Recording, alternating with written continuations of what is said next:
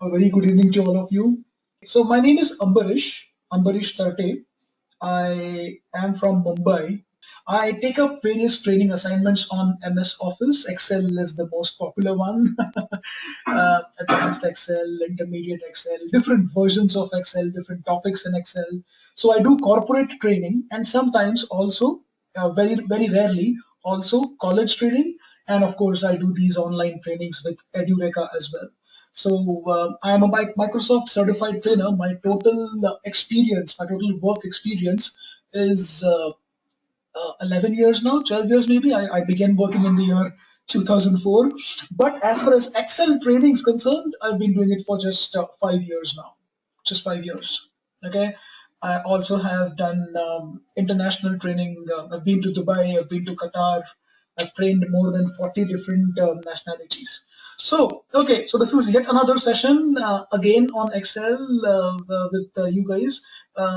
Would be great if you can just tell me, just type in the questions window the city you are from and just a brief about your job profile.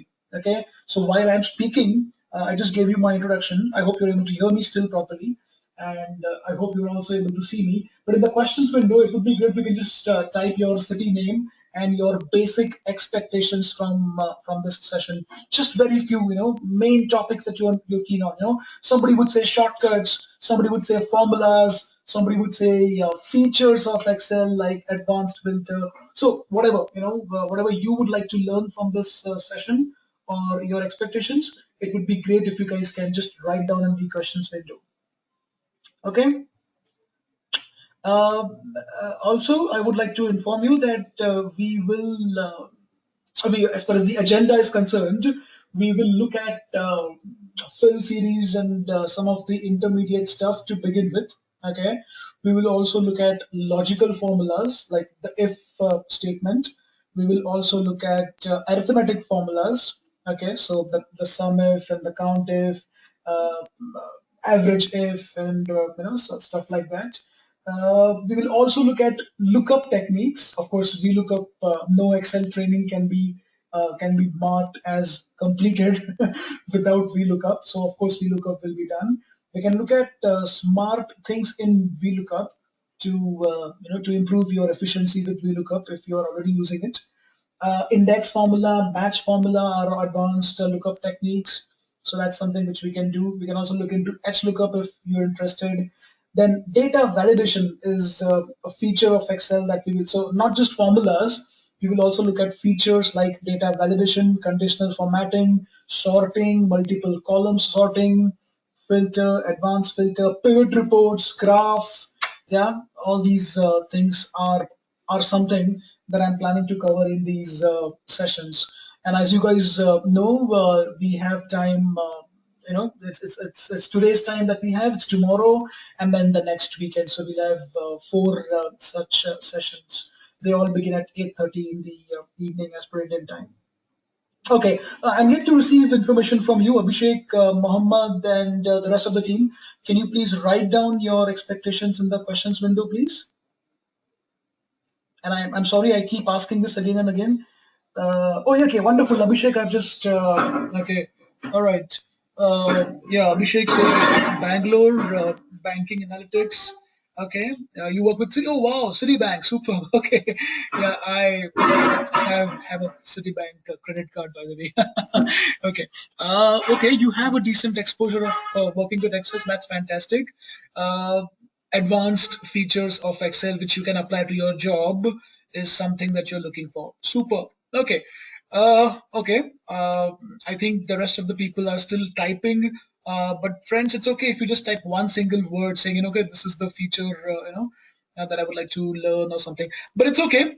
As far as you guys can hear me properly, it's perfectly all right. So I think we can start now. All right. Let me begin with a very simple thing. Okay. But friends, at any point in time, if you feel my voice is not okay, macro. Okay, yeah. All right, Mohammed. Yeah, macro. Macro is something which we can look at. But remember, this session is for Excel.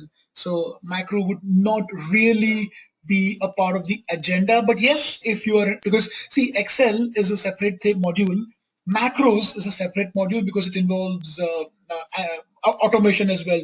Recording of macros, writing of macros. Okay, so only when you are thorough with your Excel knowledge, that's when you would actually want to progress to macros.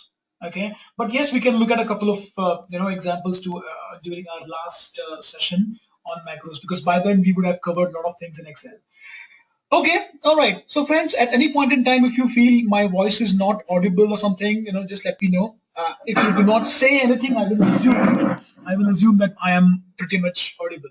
All right. Okay, friends, let me ask you a very simple question to start off with, and you don't really have to answer that. How do you start Excel? It's a very simple question. How do you start Excel? Well, a lot of people say that, okay, I can go to the start and all programs and stuff like that, or that's a very basic method. Some people also say that I can always do a right click on my desktop and I can go with new like this. I hope you can see my screen, all of you, right? You can say new like this, and you can go to Excel from here, or something. But all these methods are, I think, known to all of us. But the ideal way to start off with Excel or PowerPoint or Word or Outlook or Link, whatever, okay, is you always access the run command, the run window. Yeah, you can see on my screen on the bottom left, I've opened up the run window by pressing the Windows key and the R key together simultaneously, Windows as well as the R as in Romeo, okay. And then in the space which says open, in the space which is provided there in the run window, okay, I will type Excel and simply I will press enter on my keyboard. I don't even have to use the mouse and press OK. I can just press Windows R, type Excel, and then say enter. That's it. So I think this is a very the reason I spoke about this method is because this method will always work. The other methods, you go to start and all programs and stuff like that, or the right click on the desktop method, both these methods will not work if your MS Office is configured in the D drive or C drive or whatever. I mean, anything apart from the C drive. Yeah. In any other drive, if it's installed, then these other methods will not work. But this method, the the run window method, will always work when irrespective of whichever drive your MS Office is installed in. Okay, well, it's not very important, but great. Acha, friends, now can you see that an Excel interface is opened up by the name Book One, and I've got sheet number one. Obviously, I can always click on this plus symbol to insert new sheets. That's again very, very basic. Let me ask you a question here, friends. How many rows are there in an Excel spreadsheet? I mean, if I keep scrolling down, down, down, down, down, like right now, I hope you can see my screen that I'm on the 28th row. I'm on the 29th row, 30th row, right? But if I keep going down, down, down, down, do you have any idea about the total number of rows in an Excel spreadsheet? It could be any version, okay? It could be Excel 2007, it could be Excel 2010, it could be Excel 2013. 16 I have not really worked with very regularly or very extensively. Yeah, but what is the total number of rows? Any idea? You can type in the questions window. Around 1 million is the answer that somebody has typed. Thank you so much for making this conversation interactive, chat interactive. Well, okay, if you say 1 million, all right. Okay, let's just superb. Somebody just gave another figure that's just he says 10 lakhs 48,576. Super, Mohammed, you're right. And how did you figure that out? I'm sure you did not. I'm sure you did not do a Google. Okay, all you need to do is simply select any one cell of your choice in the Excel script. Oh, okay, Mohammed, did you? Okay. So Mohammed says, scroll down to the bottom of my Excel. Well, absolutely, Mohammed. But how do you scroll down? Do you keep scrolling down like this, like this, like this? I mean, will you keep using the down cursor? Ah, Control and is what somebody's saying. Superb. Wow, wonderful guys. Okay, thank you. All right, though we are discussing some basic stuff, but I would really appreciate the way you typing your answers there. Yes, control and is what somebody is saying, but no, that's not the case. You will actually press control and the down arrow on your keyboard. Check it out. Check it out. Okay, simply select any one cell of your choice and press the control key and the down arrow, and automatically it will take you to the last row, which is 10,48,576. So that's how, Mohammed, we can say that your answer is correct. But the method, yeah, I mean, you gave the right answer, but the method was not the best. This was a slightly smarter. All right, now if I ask you about the columns, okay, can I just press control and arrow right then? Yes, of course. Like I did control and down arrow for the number of rows, I can do a control right arrow. Check it out. It takes you to the last possible column, which is XFD. Now, XFD is something, I mean, does it really answer my question? My question was how many, right? And for the rows, it directly gave us the answer as 10,48,576. But for columns, it doesn't really give us any figure. Okay, so what you can do, friends, is this. Okay, can you see a portion here on my Excel interface, which is the top left, where currently on my screen it is showing up as A1. Can you see this portion of Excel? Yeah, you might also want to take a look at the the circles blinking there, circles blinking.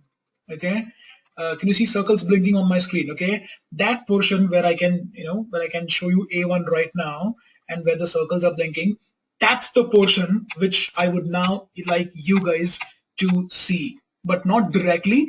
What you will do is, can you see there's a small triangle here between my A and my 1? There's a small triangle. I simply click with my mouse on that small triangle, but do not release your finger. Do not release your finger. Okay, simply just click your mouse, all right, on the top left, okay, on that small triangle, and right on top where it was earlier showing A1 is now showing 10,48,576R, which is what Mohammed said already, into 16,384 columns. Are you guys okay with me? Yeah. Can you see this? Just do not release the finger, because if I release the figure is gone. But if I come back and if I simply click on that small triangle, it shows up the figure again. All right. So that 16,384 C stands for columns. So that many number of columns you've got in your Excel 2007, Excel 2010, and Excel 2013 interface. Any Excel spreadsheet of these versions. All right, super. So that was just a simple thing. Okay, just a quick thing, friends. We are going to use this shortcut very often. So let me just talk. Of course, we will discuss a lot of shortcuts during this session, and I can also ask the support team of Edureka to send you a whole PDF. Can you see on my desktop here, friends? On my desktop, I've got a file here that says Excel 2013 shortcuts, keyboard shortcuts. Okay, this is the file. If you can see, just a 398 KB file, so roughly 400 KB file. I will send you this file via the support team. Okay, or maybe you guys can just give me your email addresses right away. Just type in the questions window, and I can do that. But this file contains a lot of shortcuts. Okay, but yes, the common one. We will discuss in this session, but the most frequently used one is something that I would like to discuss now. Okay, now I've got some data here, just a simple thing. All right, just a simple random data. I'm just punching here. Okay, let me go to the very first cell, which is C6, which is containing the figure 356. If I would now like to select the whole column, obviously I can use the mouse and click on C. However, if I only want to select the relevant portion of the data, I can simply come to the very first cell and press Control Shift down arrow. Yeah, I repeat, Control Shift down arrow. Are you okay with this? Yeah, if not, please make sure that you fall in love with this shortcut right now because you want to use this very often. Okay. Similarly, if I am at the extreme bottom, I mean the extreme last cell of my column, I can then do a Control Shift up. Okay, so Control Shift down and Control Shift up. Okay, the arrow up. All right, that's the shortcut for selecting the whole column. Same goes for row. I can just press Control Shift arrow right or Control Shift arrow left. Okay, so these are very commonly used shortcuts. Now if you have a data which contains multiple columns, okay, so it's a combination of rows and columns, something like this, okay, then you will press Control Shift arrow right down. One more time, Control Shift arrow right down to make sure that the whole data is selected. Okay.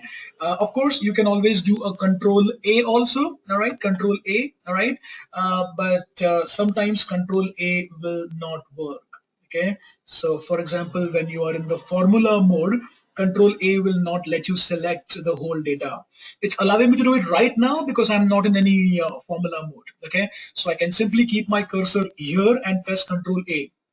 Okay, Control A actually performs a double role in Excel. When you are in the formula mode, it lets you do something else, and if you're not in the formula mode, it selects the whole data for you. Now, what is that something else is something which we'll discuss when the time comes. Okay, I think we're all set so far. Whatever stuff I've covered was pretty basic, I know, but I just wanted to make sure that we're all on the same page. Okay, all right. Now, friends, let me ask you another question here. I have a number. Okay, let's just type this number 56. All right, and now I would like to generate a sequence. Which means I would like to have 56, 57, 58, 59. So sequence after 56 I would like to have. Okay. Now the first thing that may come to your mind is simply just press the control key and with the mouse just drag. Okay. Yes, you're absolutely right. That's something which I can do. Okay. But let me talk about something else as well here. All right. So let me just do a Control Z right now. Okay. The other thing that I can do, which most of you would know, is type 56 and 57, all right, together. Select the two of them together and then use your mouse, okay, and simply just drag without any control or alt key. Just simply just drag. Okay, that's another method of doing this. All right, but I would like to show you the concept of fill series, the autofill options. Okay, what I can do is I can type 56. I can simply just drag it down. Now see, I'm simply dragging it down. I'm not using any control key or something. I'm simply just dragging it down. Now when I drag it down, do you notice that it only gives me 56, 56, 56, 56? Correct? Yeah? Are you guys with me on this? It only gives me just 56, 56. However, when I release my mouse, can you see that here I have got something that says autofill options? Are you all with me, friends? It would be nice if you can just write in the questions window if you're not understanding, or if you would like me to go a bit fast, or if you would like me to go a bit slow as well.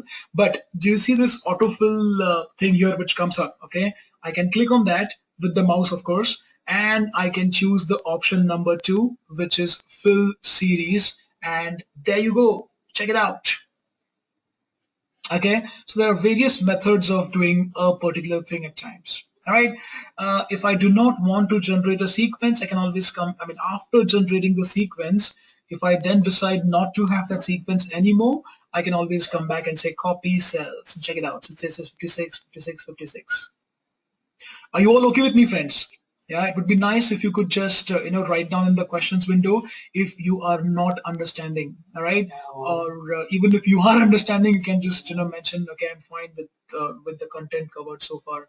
So that just gives me a a confirmation that you are with me, and also it gives me a confirmation about the fact that my voice is audible, because we're doing the session through the internet, obviously. So then sometimes the net becomes slow, or so it's always good to give a confirmation in the questions window. Of course, all questions can be asked. Okay, great. Now, friends, I can also just all right. So let's just do another thing here. Well, we just spoke about the number dragging. Okay, we can also do this for text. Okay, I will write down my name here, Ambarish. Okay, and if I just drag it down right now, you will see that it still shows me Ambarish, Ambarish, Ambarish. Okay, that's my name, by the way. All right, that's how I spell my name.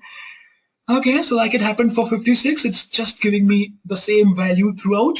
But this time, can you see the options are? I mean, I still have the same options, but I can't do fill series this time. Can you see fill series is not available this time? Yeah, because there's no series. I mean, it's not a number.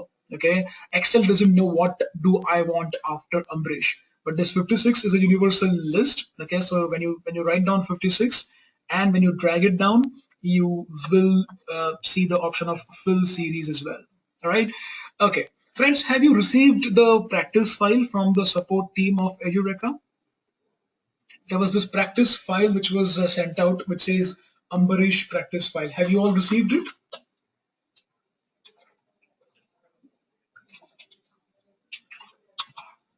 Okay, thank you.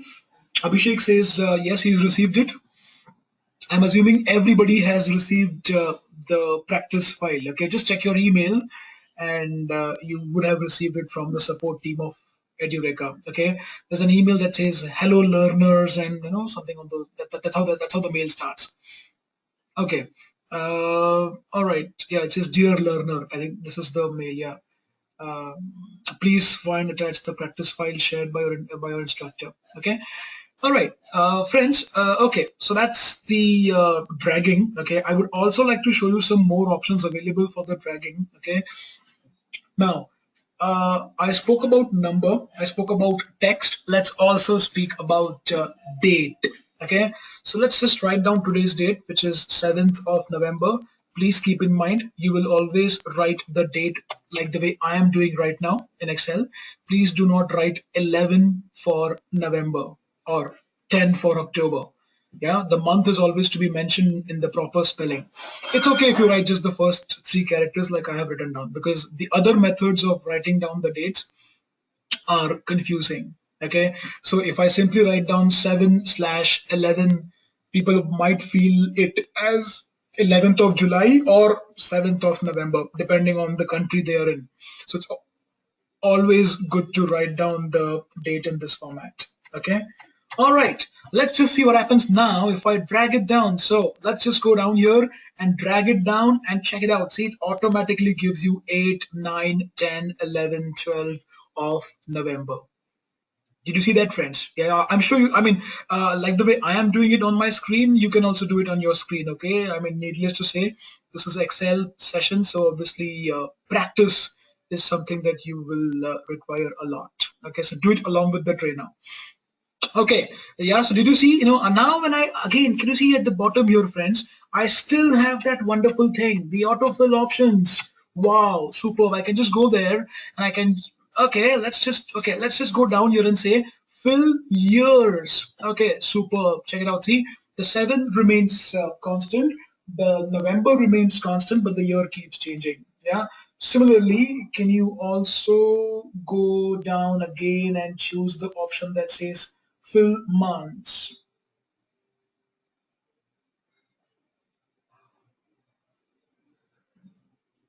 Friends, are you with me so far? I mean, is this okay? Can you see? I mean, you can do this for any date, okay? Absolutely any date. Just make sure that you write down the date in the format which I just mentioned. It's the DD, the MMM, and then the YYYY. Please do not write your Excel date as something like this, okay? Because you may call it 9th of August. I may call it 8th of September. This is absolutely incorrect, and allow me to use a red color here. It's not the ideal format, okay? This is the ideal format. Okay, I'm putting a green color for that. Okay, great. Now, friends, what I'm going to do is we saw the option of fill, autofill and fill series and stuff like that. There's some more available for us in that autofill drop down. So, do you see I've given a green color, background color to that cell which contains 7th of November, the G6 cell. Okay, I drag it down right now. Okay, of course, do you see it copies down the color as well? But I can always go down to the autofill thing, and I can say fill without formatting. Can you see this, friends? Fill without formatting. Yeah, check it out. See, check it out. It's gone. It's gone. Right, the color is gone. Right. I can again come here and I can just drag it down one more time, and so I mean I can just say okay, I can say this time fill formatting only. Can you see the option number 3 here? It says fill formatting only. Okay, please look at my blinking circles there.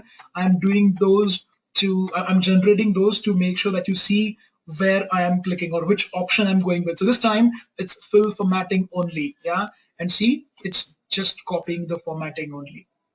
Yeah, I mean, just to make it more evident here, I can just write one single number here, make it green or yellow or whatever, just drag it down. All right, initially obviously it'll copy the formatting as well, but if I say fill formatting only, it does not copy the number anymore.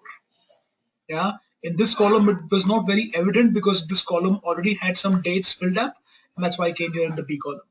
Right, so when you drag something, it could be a text, it could be a number, or it could be alphanumeric stuff, anything. When you drag something down in Excel, you will always get the autofill option available. Okay? Are you okay with me so far, friends? Yeah, it would be nice if you could just write down in the questions window if there are any questions. Okay? And I'm assuming you are able to see my screen and hear me properly. Okay, so okay, now friends, if you are on the 13 version, then I would also like to talk to you about another option there in the autofill, okay, called flash fill. Okay, flash fill. Okay, now let's see how does that work out. Okay, so I'll just go back to I'll just take this some small example here. Let's say I'm just copying this data from this. Of course, if you have received the file, obviously even you will have this data. Okay, I just copy paste a very simple data here. Maybe this is my first name column, last name column. Oh, I should have actually copied the headers as well. Anyway, headers not very critical here. Now let's take an example that okay, can you see this data here, friends? Okay, there's something that's come up here in the okay, now a couple of guys are using 2016 as well, a couple of guys are using 10, but there's nobody on 13. So the people who are on 10 can simply watch this.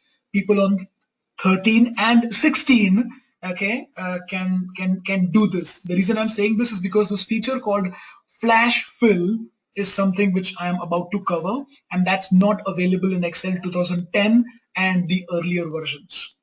Yeah, forget Excel 2003. It's not there in 10 and 7 also. Okay, but yes, Excel 13 and 16 can obviously do this. So friends, do you all see this data here? Okay, I just copy pasted some portion of that data here in the new file. Okay, now I just go to the fourth column, okay, and I just type Bailey. Okay, Bailey is nothing but the last name of my first employee, you can say. All right, I just write down the last name only, and I will drag it down. Now, obviously, if I drag it down, like we saw a few minutes ago, it is always going to give me Bailey, Bailey, Bailey, like it did for Ambarish as well. Okay, but I can go to this autofill options, and this time I can choose the last option here that says flash fill. Okay, and check it out, friends, check it out. It quickly understands that I'm interested in the last name column, and down below it gives me Clark, Knoll, Finch, Haddon, Harris. Are you guys getting my point? So flash fill can help you, do something like that. Okay, you don't really have to, copy that whole column. Okay, let me give you another example here. Maybe this could be a more realistic example. Let's say these are my new joinees, and I would now like to generate their email address. Maybe I'll just take the same column, the F column.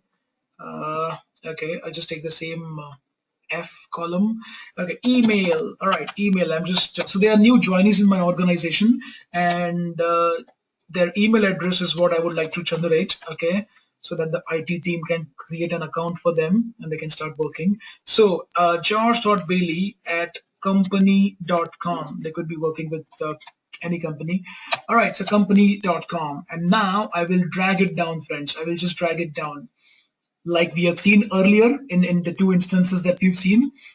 It simply copies down george.bailey@company.com. But of course, I can just go to the autofill, okay, and I can choose flash fill and check it out. It generates the email addresses of everybody. Are you okay with me, friends? Mohammed, Abhishek, since the two of you have been interacting very promptly, I would like to take your names. Are you okay with me?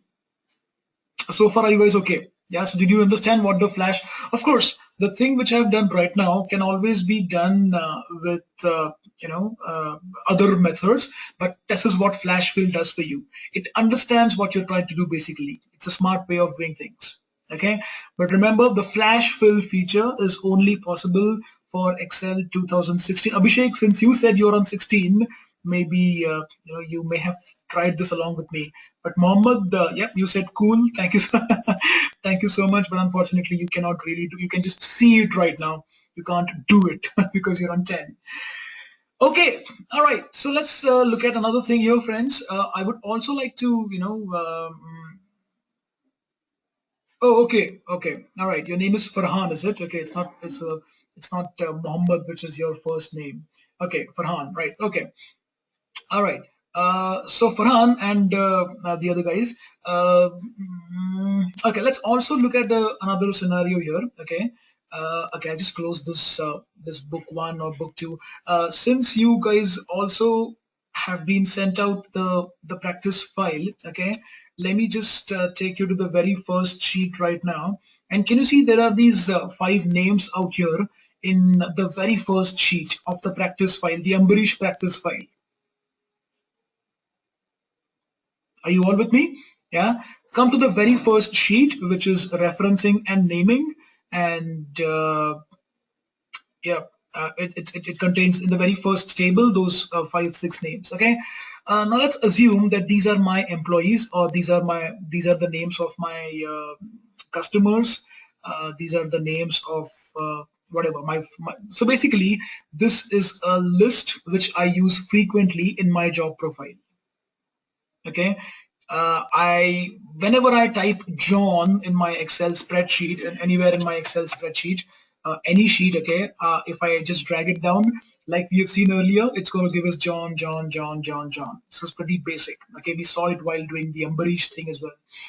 My requirement now is I would not like to have John, John, John, John when I drag. I would like to have John, Robert, Rosie, Clive, Steve, and stuff like that.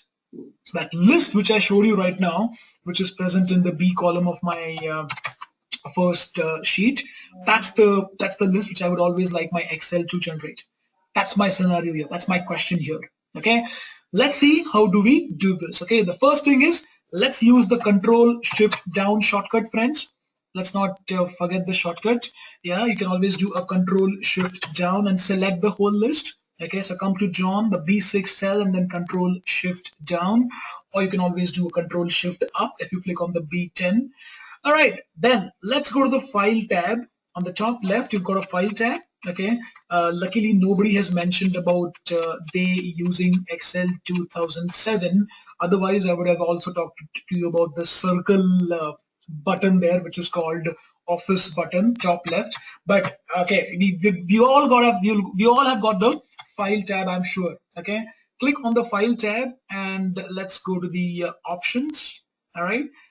So Excel options, basically the Excel options window opens up. Yeah, one more time I'll do that. I'll go to File, I'll go to Options, which is the last tab. Okay, okay, in the Excel options window that opens up, you can see I'm clicking on Advanced. Here on the left side, I've got multiple tabs, general, formulas, proofing, stuff like that. But I've clicked on Advanced right now. All right, when you click on Advanced, okay, you get these many options now. Let's just not even look at whatever you see here. Okay, let's just scroll down. Let's scroll down towards the extreme end.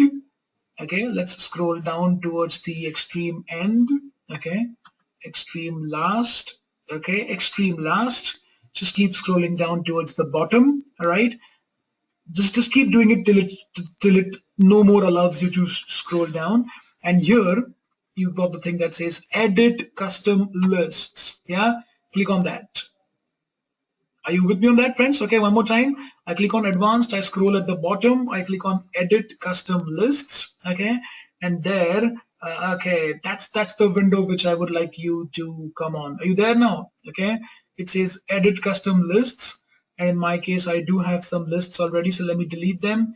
Please make sure that you ensure that your cursor is highlighting the very first item that says new list. Okay, and down below here, do you see it's already selected B6 to B10 for you? Okay, in the custom lists window, okay, in the field here, it already shows up B6 to B10. Okay, and that's it. Import. That's it. Import. Yeah, as soon as you click on import, do you notice that your list gets added?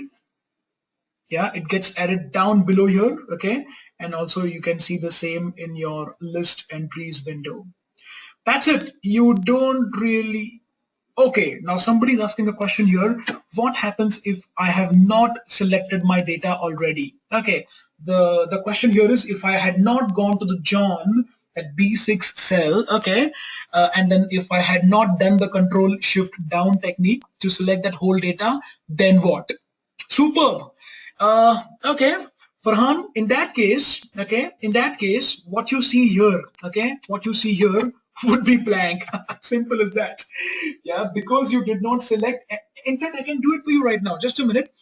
Anyway, since I have done this, I'll just say okay, okay, and just come out of this. Okay, let me actually do it for you. Wonderful thing, you know. Sometimes you might forget to select the whole data. That's a wonderful question, actually, Farhan.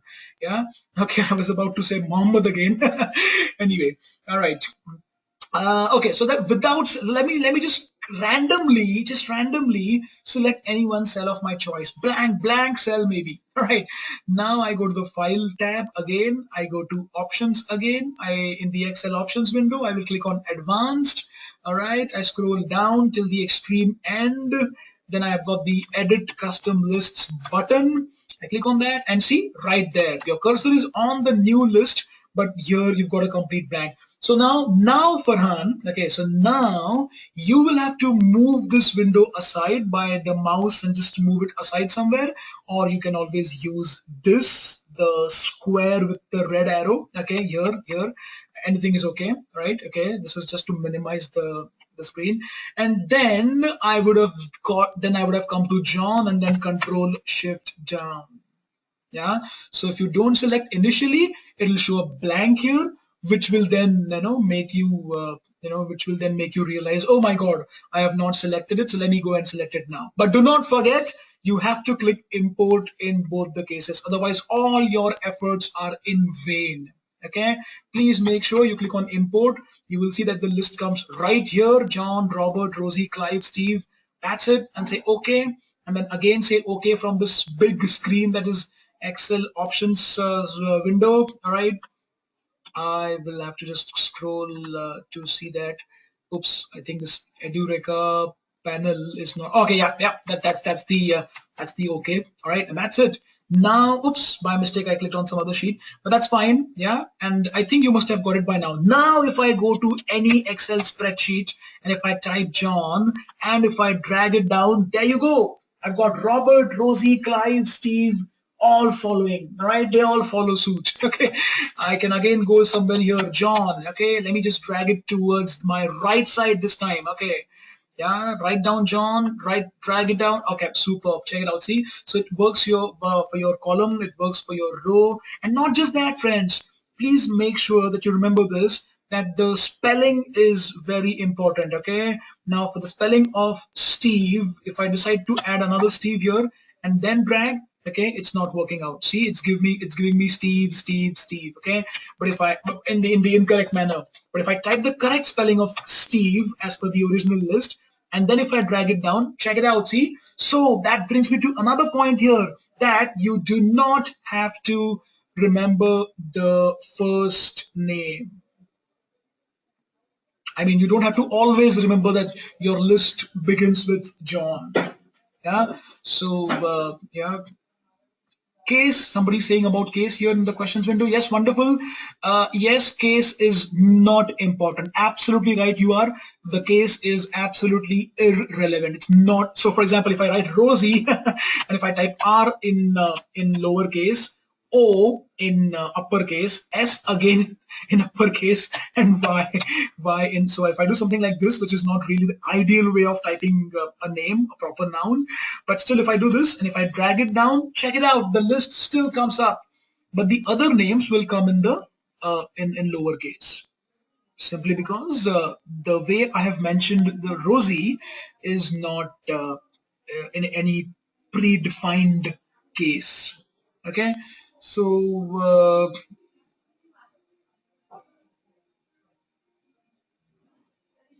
so I think I'm just waiting if you have any more questions.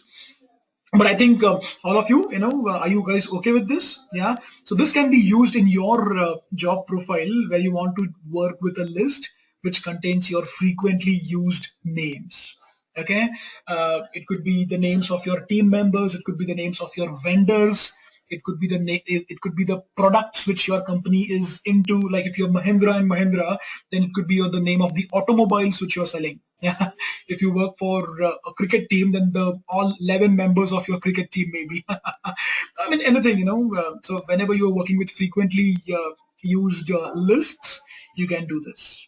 All right. Now, if you wish to delete a name, please don't simply feel that, okay, I can come anywhere and delete. Well, this is just going to delete from that M column. Okay. But next time when you type any one of these names and drag down, you are going to get that name which I just deleted. Okay. So if you wish to add something, if you wish to delete something, you'll again go to the file options, advanced, and scroll down, go to edit custom lists. And from there, you will make your additions and deletions.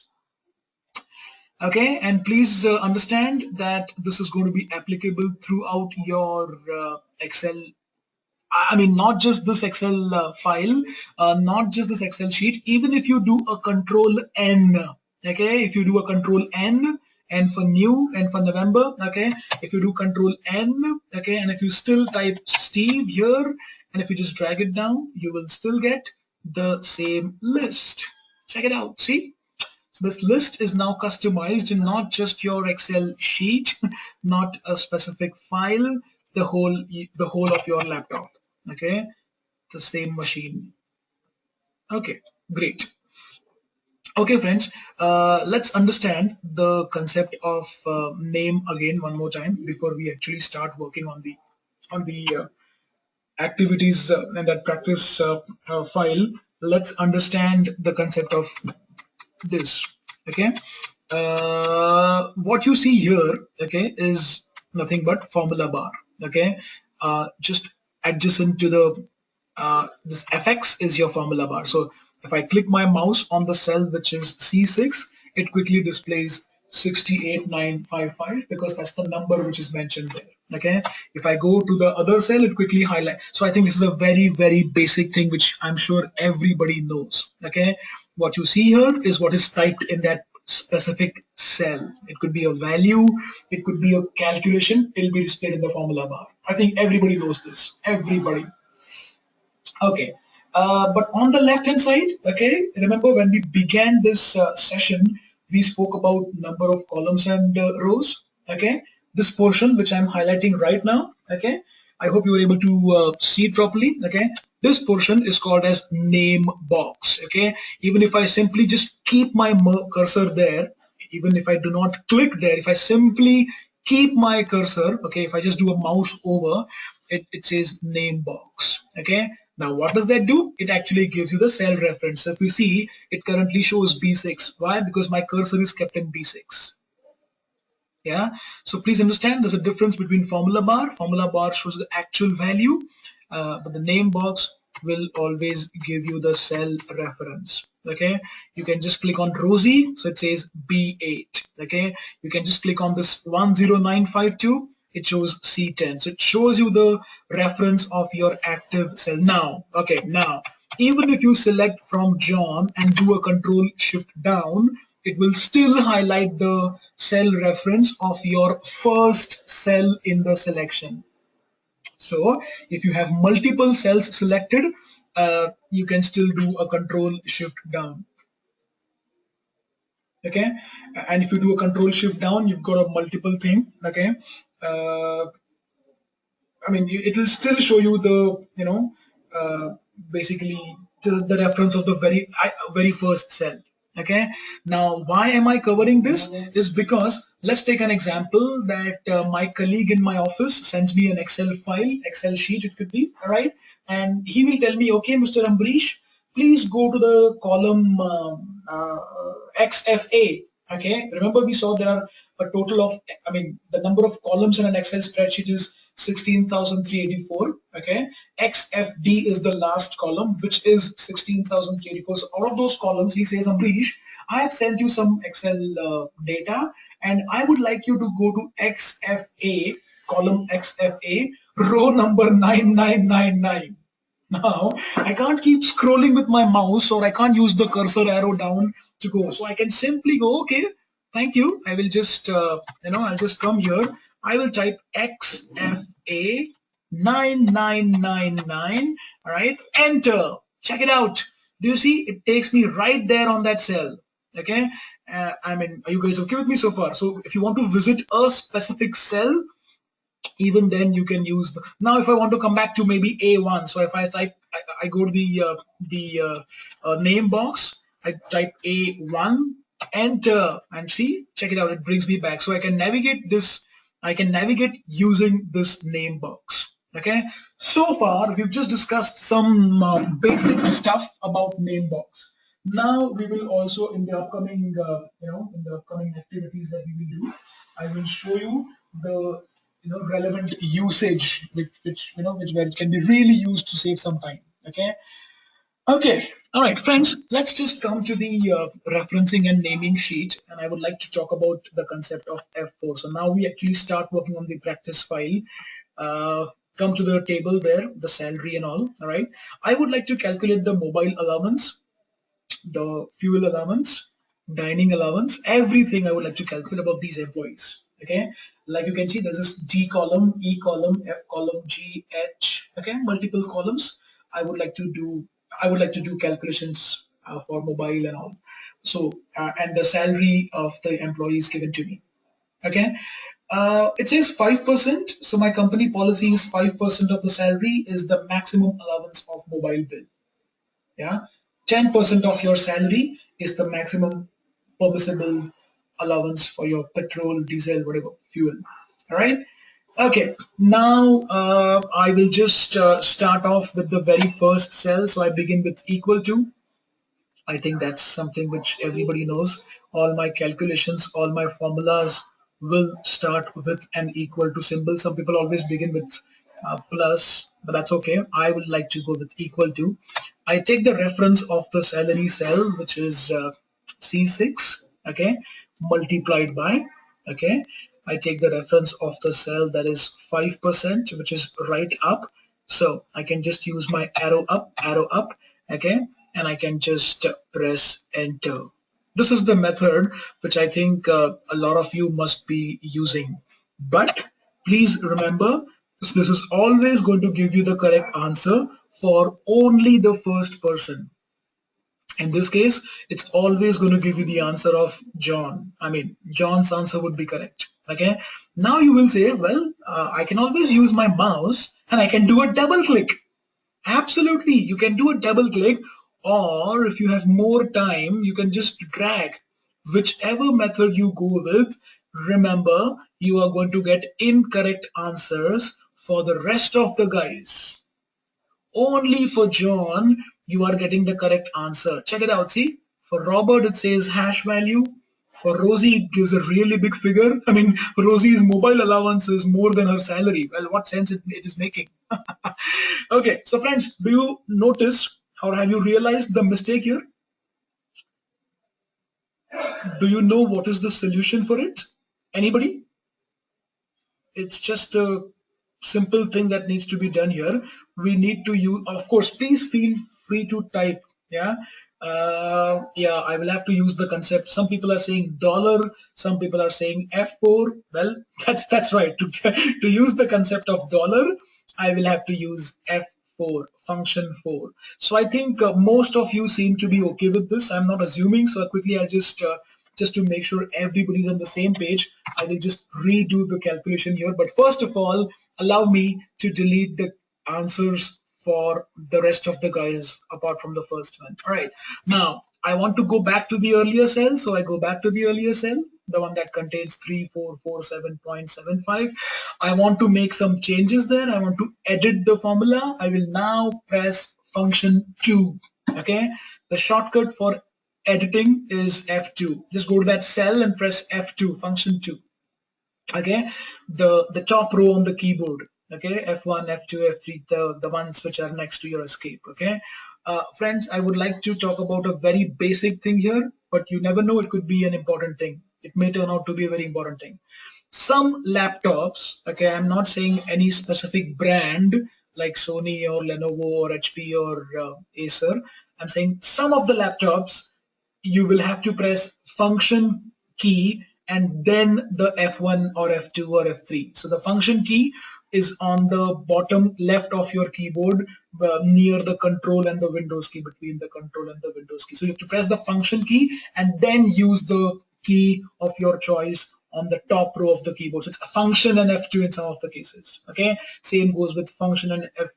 Yeah. Anyway, so I press the function 2, which means I'm in the editing mode now. I can also notice, I can clearly see, it's very evident that my cursor is blinking after D4. It's not really blinking, but it's after D4. Okay, that's the cell which I need to make constant, because I do not want D4 to move down to D5 for for the next calculation. So the D4 cell should not move down to D5, D6, D7, D8, D9, and so on. I would like that cell to remain constant, and that's why I will press F4, function 4. Okay, I press enter, and now I can simply just do a double click and I can enjoy. Check it out, just a simple double click ensures that all the answers are now proper. Okay, now friends, this is a method called let's just keep it referencing. Okay, there are various ways in referencing, called absolute referencing.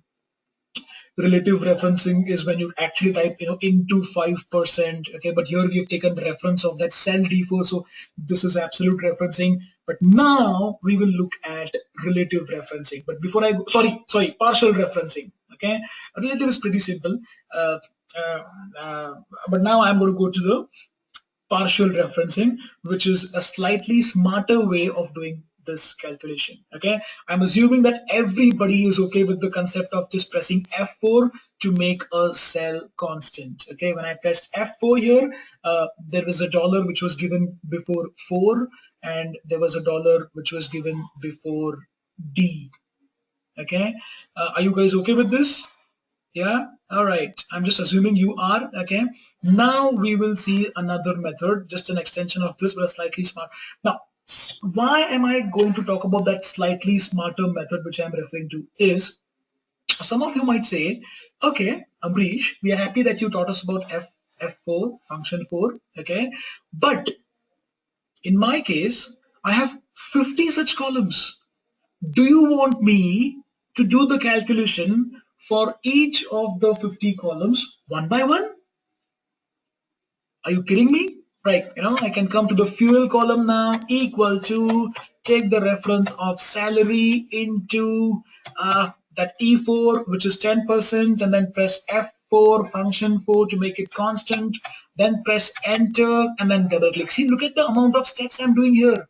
Yeah, let's do it one more time to make you realize it's very time consuming. Okay, so let's do it for dining now and see how time consuming it is. Equal to, okay, I take the reference of C6, which is the salary cell, multiplied by, I will take the reference of the 15% cell, which is F4, and then I press the function 4 key again, F4. I will also ensure that, okay, I see that $2 signs, I press enter, okay, superb, and then I will not forget to do a double click. So this calculation I will have to keep doing for every single column. And that's why if you have got multiple columns, you may not want to stick to this simple method called absolute referencing. Okay, let's do partial referencing now. So in place of making the whole cell constant, we will just either make the row or the column constant depending on our requirement. That's called as partial referencing. All right, let's check it out, friends. Okay, so first of all, let's just delete this. Okay, I will do this entire calculation again. Obviously, I will start off with equal to. I take the reference of C6, okay, and here before I press the multiplication symbol and go to the next cell, I will make this cell constant. So C6 is made constant. Okay, but remember, why am I doing this? Because when I drag it towards my right hand side to do the calculation of fuel, dining, vacation, and the other columns, I would like to, I would like to have it in such a way that C6, remains C6 basically. When I'm doing the calculation of the same person, John, I would obviously want C6 to remain constant. Okay, but remember, I do not want 6 to remain constant. If the column C remains constant, I'm happy, but 6 should not remain constant here. Why? Because when I drag this formula down, okay, for Robert and Rosie, Clive, and Steve, I would like that C6 to change to C7. Are you okay with me, friends? When I drag it horizontally, I would like C to remain constant, but when I drag it vertically, I would like 6 to change to 7, 8, 9, 10. Okay, now with what I've done right now, okay, with what I've done right now, can you see the C column and the sixth row both have been made constant? Okay, and that's not something which I'm happy about. That's why, friends, I will come to the keyboard again and I will press F4 one more time. So now for the second time I'm pressing F4. Okay, do you realize that dollar is gone, the one that was there before C? Do you realize that? Do you all see that? Say the dollar is only for 6. But remember, we just discussed I would like C to remain constant and I would not like 6 to remain constant. I would like that 6 to keep changing to 7, 8, 9. I would like that C to remain constant. Okay? And that's why now, friends, I'm going to press F4 for the third time. Okay? That's it. So do you see dollar C6? Okay, now which means C is going to remain constant and not 6. Okay, that's it. I will now take the multiplication symbol. I will just go up. Okay, G4, the cell which contains 5%. Okay, again I will press F4, which will ensure that there are $2 signs, but I am going to drag it towards my right. So I would like that 4 to remain constant but not D. Remember, in this case, for the second multiplier, the percentage component, I would not like that D to, basically I want 4 constant and I want that D to, keep moving to E, F, G, H. Okay, so here I will press another instance of F4. That's it. Check it out. See, friends, only the 4 is made constant now because the dollar is before 4 and it's not before D. And in case of the first multiplier, the dollar is before C, which means it's going to make the C column constant. It's not before 6, so the row is just going to be freely moving. That's it. Now I can simply press enter and enjoy. Check it out. See, I got the answer for the first fellow. Now all I need to do is simply sit back, relax, take a sip of coffee. Okay, just drag it towards your right, and then just drag down, right and down, and that's it. Check it out. See, after I drag it towards my right, all I need to do is just do a simple double click. By the way, right? So Farhan and Abhishek, are you guys okay with this?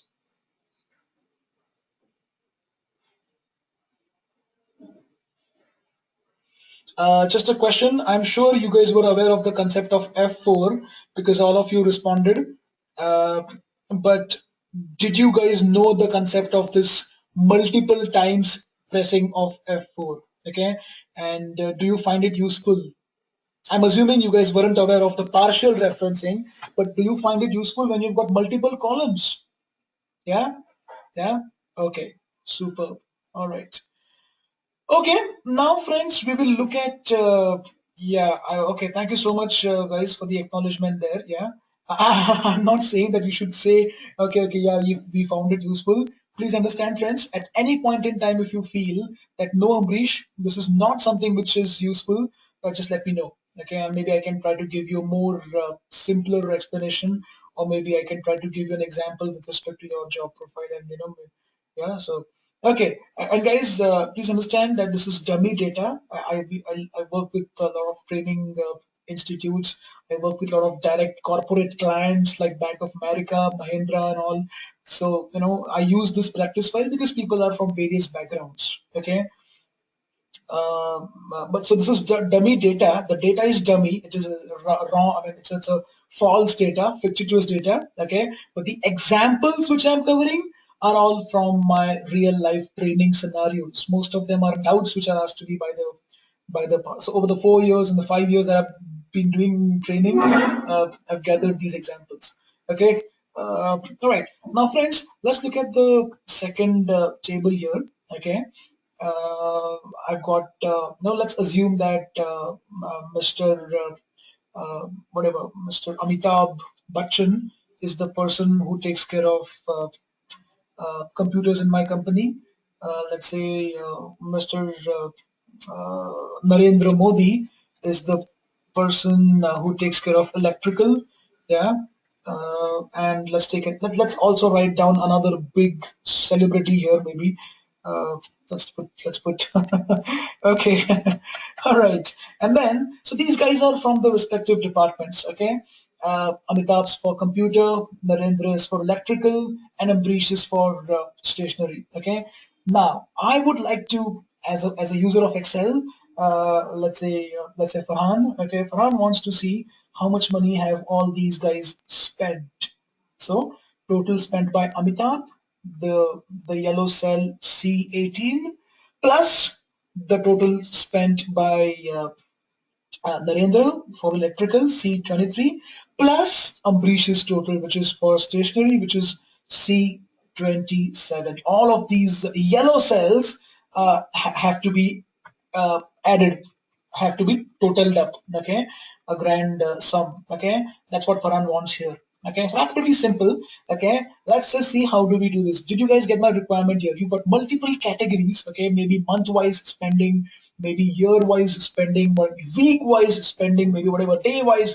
So maybe department-wise, like it is there in this table, and you would now want to do the final total. Okay, remember that two things here. We want to do summations in the yellow boxes, and then when we have got the summations in all the yellow boxes, we would then like to do a summation in the green box, the grand total. That's my requirement here.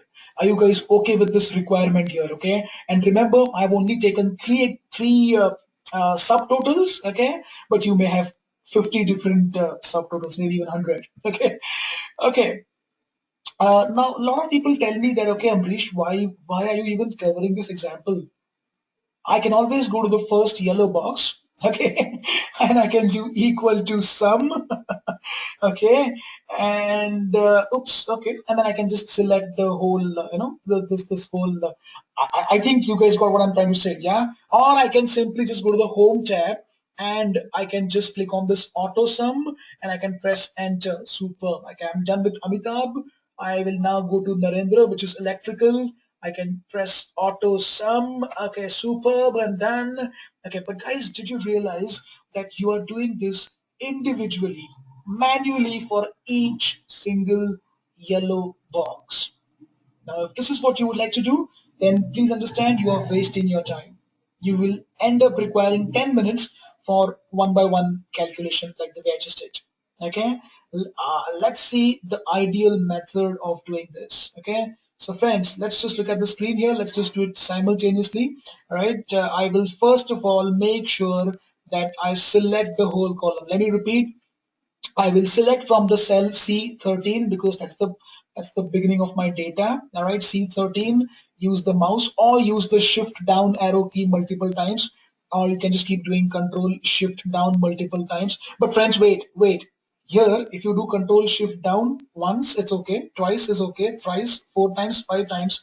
Remember, when you reach 343, please just do a shift down arrow. Then do not use the control key after 343 because every cell is a blank cell after 343. So it'll take you to the last possible row, which is up to 10 lakhs 48,000. So don't use the simple, just use your mouse or just do shift down, down, down, down, or just be careful with the control shift down, whatever. Yeah, but please make sure that you select the column like I have done. And right now, let's not bother about the green box.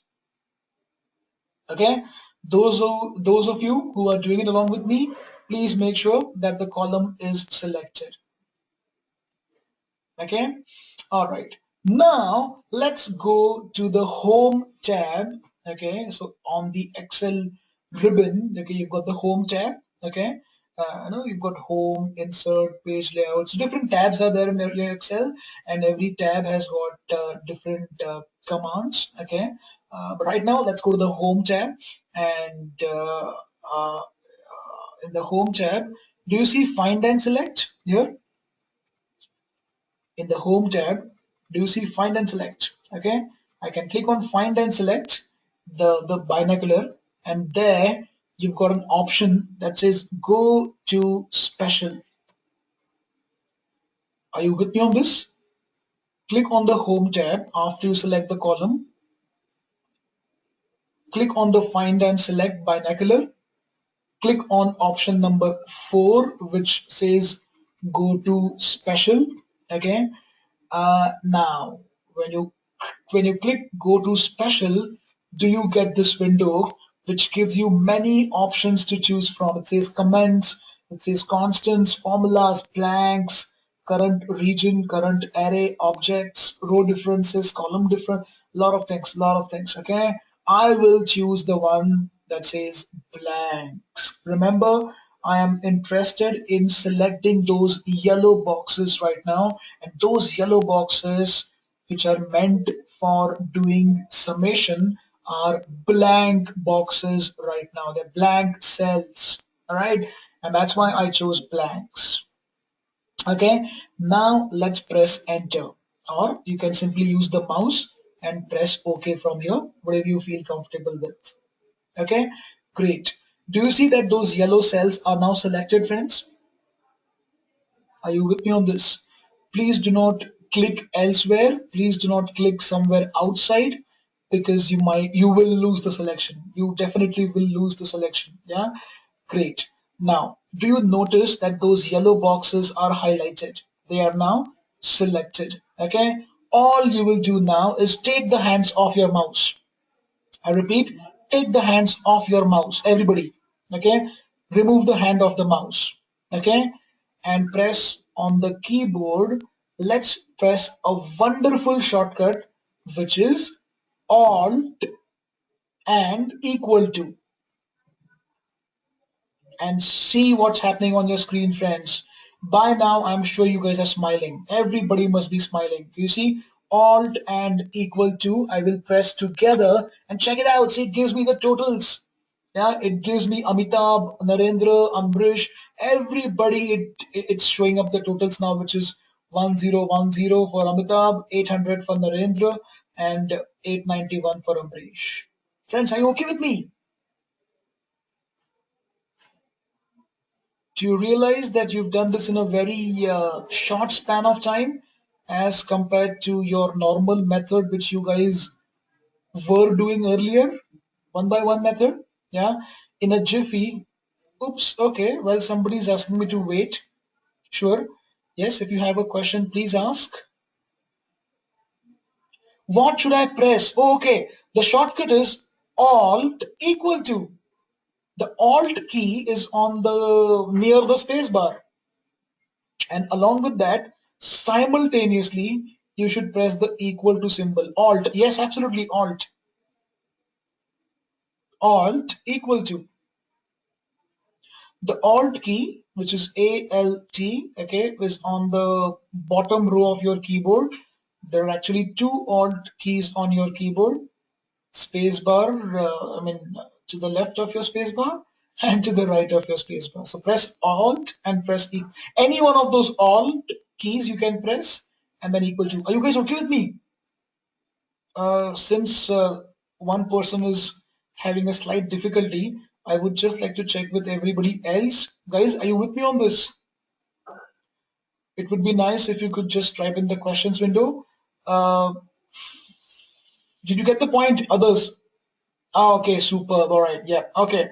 All right, we can proceed. Yep, superb. Yes, it's alt and it's equal to. Yeah, and by the way, friends, just a small thing, okay? When you okay, do not click somewhere else, huh? Do not click somewhere else outside, okay? Otherwise, you will lose the selection. So now, when you pressed alt equal to simultaneously, you must have noticed that those yellow boxes, which were simply selected, are now having totals in them, and they are still selected, by the way. Yeah, okay. So now, friends, before we move on, I just want to highlight that if you go to the home tab, okay, and if you click on your if you click on your auto sum, okay, this is the auto sum here. I'm not saying actually click. It should just, I should say, just keep your mouse. Do you see on my screen, it automatically shows you that the shortcut for summation is alt equal to. Can you guys see that, friends? I am simply keeping my mouse over it. I'm not even clicking on that sigma, the auto sum. Okay, I just keep my mouse there. Okay, it quickly highlights the shortcut is alt equal to. It also gives you a small example there. Yeah, so even if you forget the shortcut, or like one of you had a slight difficulty in understanding, maybe because it's the way I pronounce it or something, but you can always come and click here and say alt. I mean, you can see alt equal to right there. So shortcut alt equal to is always there. Okay, friends, now we will do something really interesting. Okay, if what we've done so far is something that you found useful, then some really nice stuff is coming up now. Okay, now, to do the green boxes calculation, that is to get the grand total, okay, what normally people would do, any Excel user, okay, what they would do is they will simply type, don't do this all of you, okay, don't do this, but just let's have a small discussion first. Okay, you will go to the green box, okay, you will start off with the equal to symbol, okay, then you take the reference of the very first cell, which is C18, then you put the plus symbol, then you go and take the reference of C23, and then you do it for C27 and stuff like that. Okay, so you keep adding the cells manually, correct?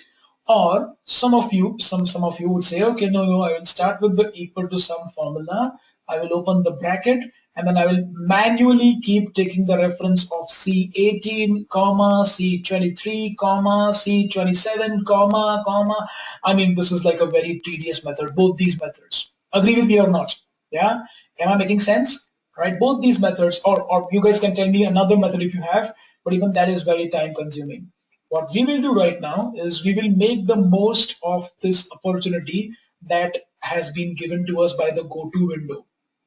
By the go-to special window, we are able to see that we are able to select those cells. I mean, can you see now? Can you see right now on your screen? Those yellow boxes are still selected, correct? In spite of getting the summations in those yellow boxes are still selected. Okay, let's make the most of this opportunity. And with your mouse, let's go on the name box here. Okay, let's go on the name box. Please make sure, friends, that those three cells are selected. Okay, those three yellow boxes are selected, correct? Simply click on the what do you call this name box, okay, and you will see C18 shows up there. I don't care about that, so I'll just do a backspace, okay, and there I will type some nice name which I will be able to remember later. Some nice thing, okay, which I will never forget. So because they are yellow boxes, let's give them a name as yellow. Of course, you can give any other name of your choice. Maybe you can give your own name there, okay? Just type yellow, and the most important thing now is do not forget to press enter, the simplest key on the keyboard, the most frequently used one. Enter. Okay, so type yellow, press enter. Oops. All right. Okay, you will see that that yellow is no more appearing in that name box. It shows you back C18. Okay, don't worry about that. If you know that you have typed yellow there and if you have pressed enter, don't worry, your job is done. Do not get scared if it still shows you C18. Okay, if you want to now click somewhere outside, you can do that. Okay, you can click somewhere outside now. All right, just in case you are interested, you might also want to go to the drop down here. The name box is drop down here. Okay, just click on that drop down here. Okay, all right, and you will see that the name yellow is now appearing in the drop down. Yeah, as soon as you click on that yellow, it will quickly highlight those three boxes for you. Friends, are you okay with me? Yeah, I have this very bad habit of asking, okay, because this is not a classroom session where I can take rounds and see whether you guys are doing it on your laptops or not. I mean, are you facing any difficulties or not? So I have to, the only medium is verbal communication from my side, and your responses in the chat window, the questions window. So I'm assuming everybody's okay with me so far, okay? And I'm not sure about your speed and the way you're doing it.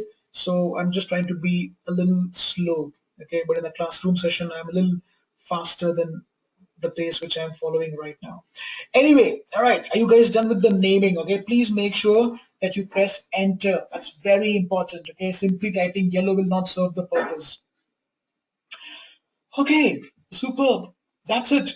All right, now friends, I can just type the. Okay, let's first come to the green box.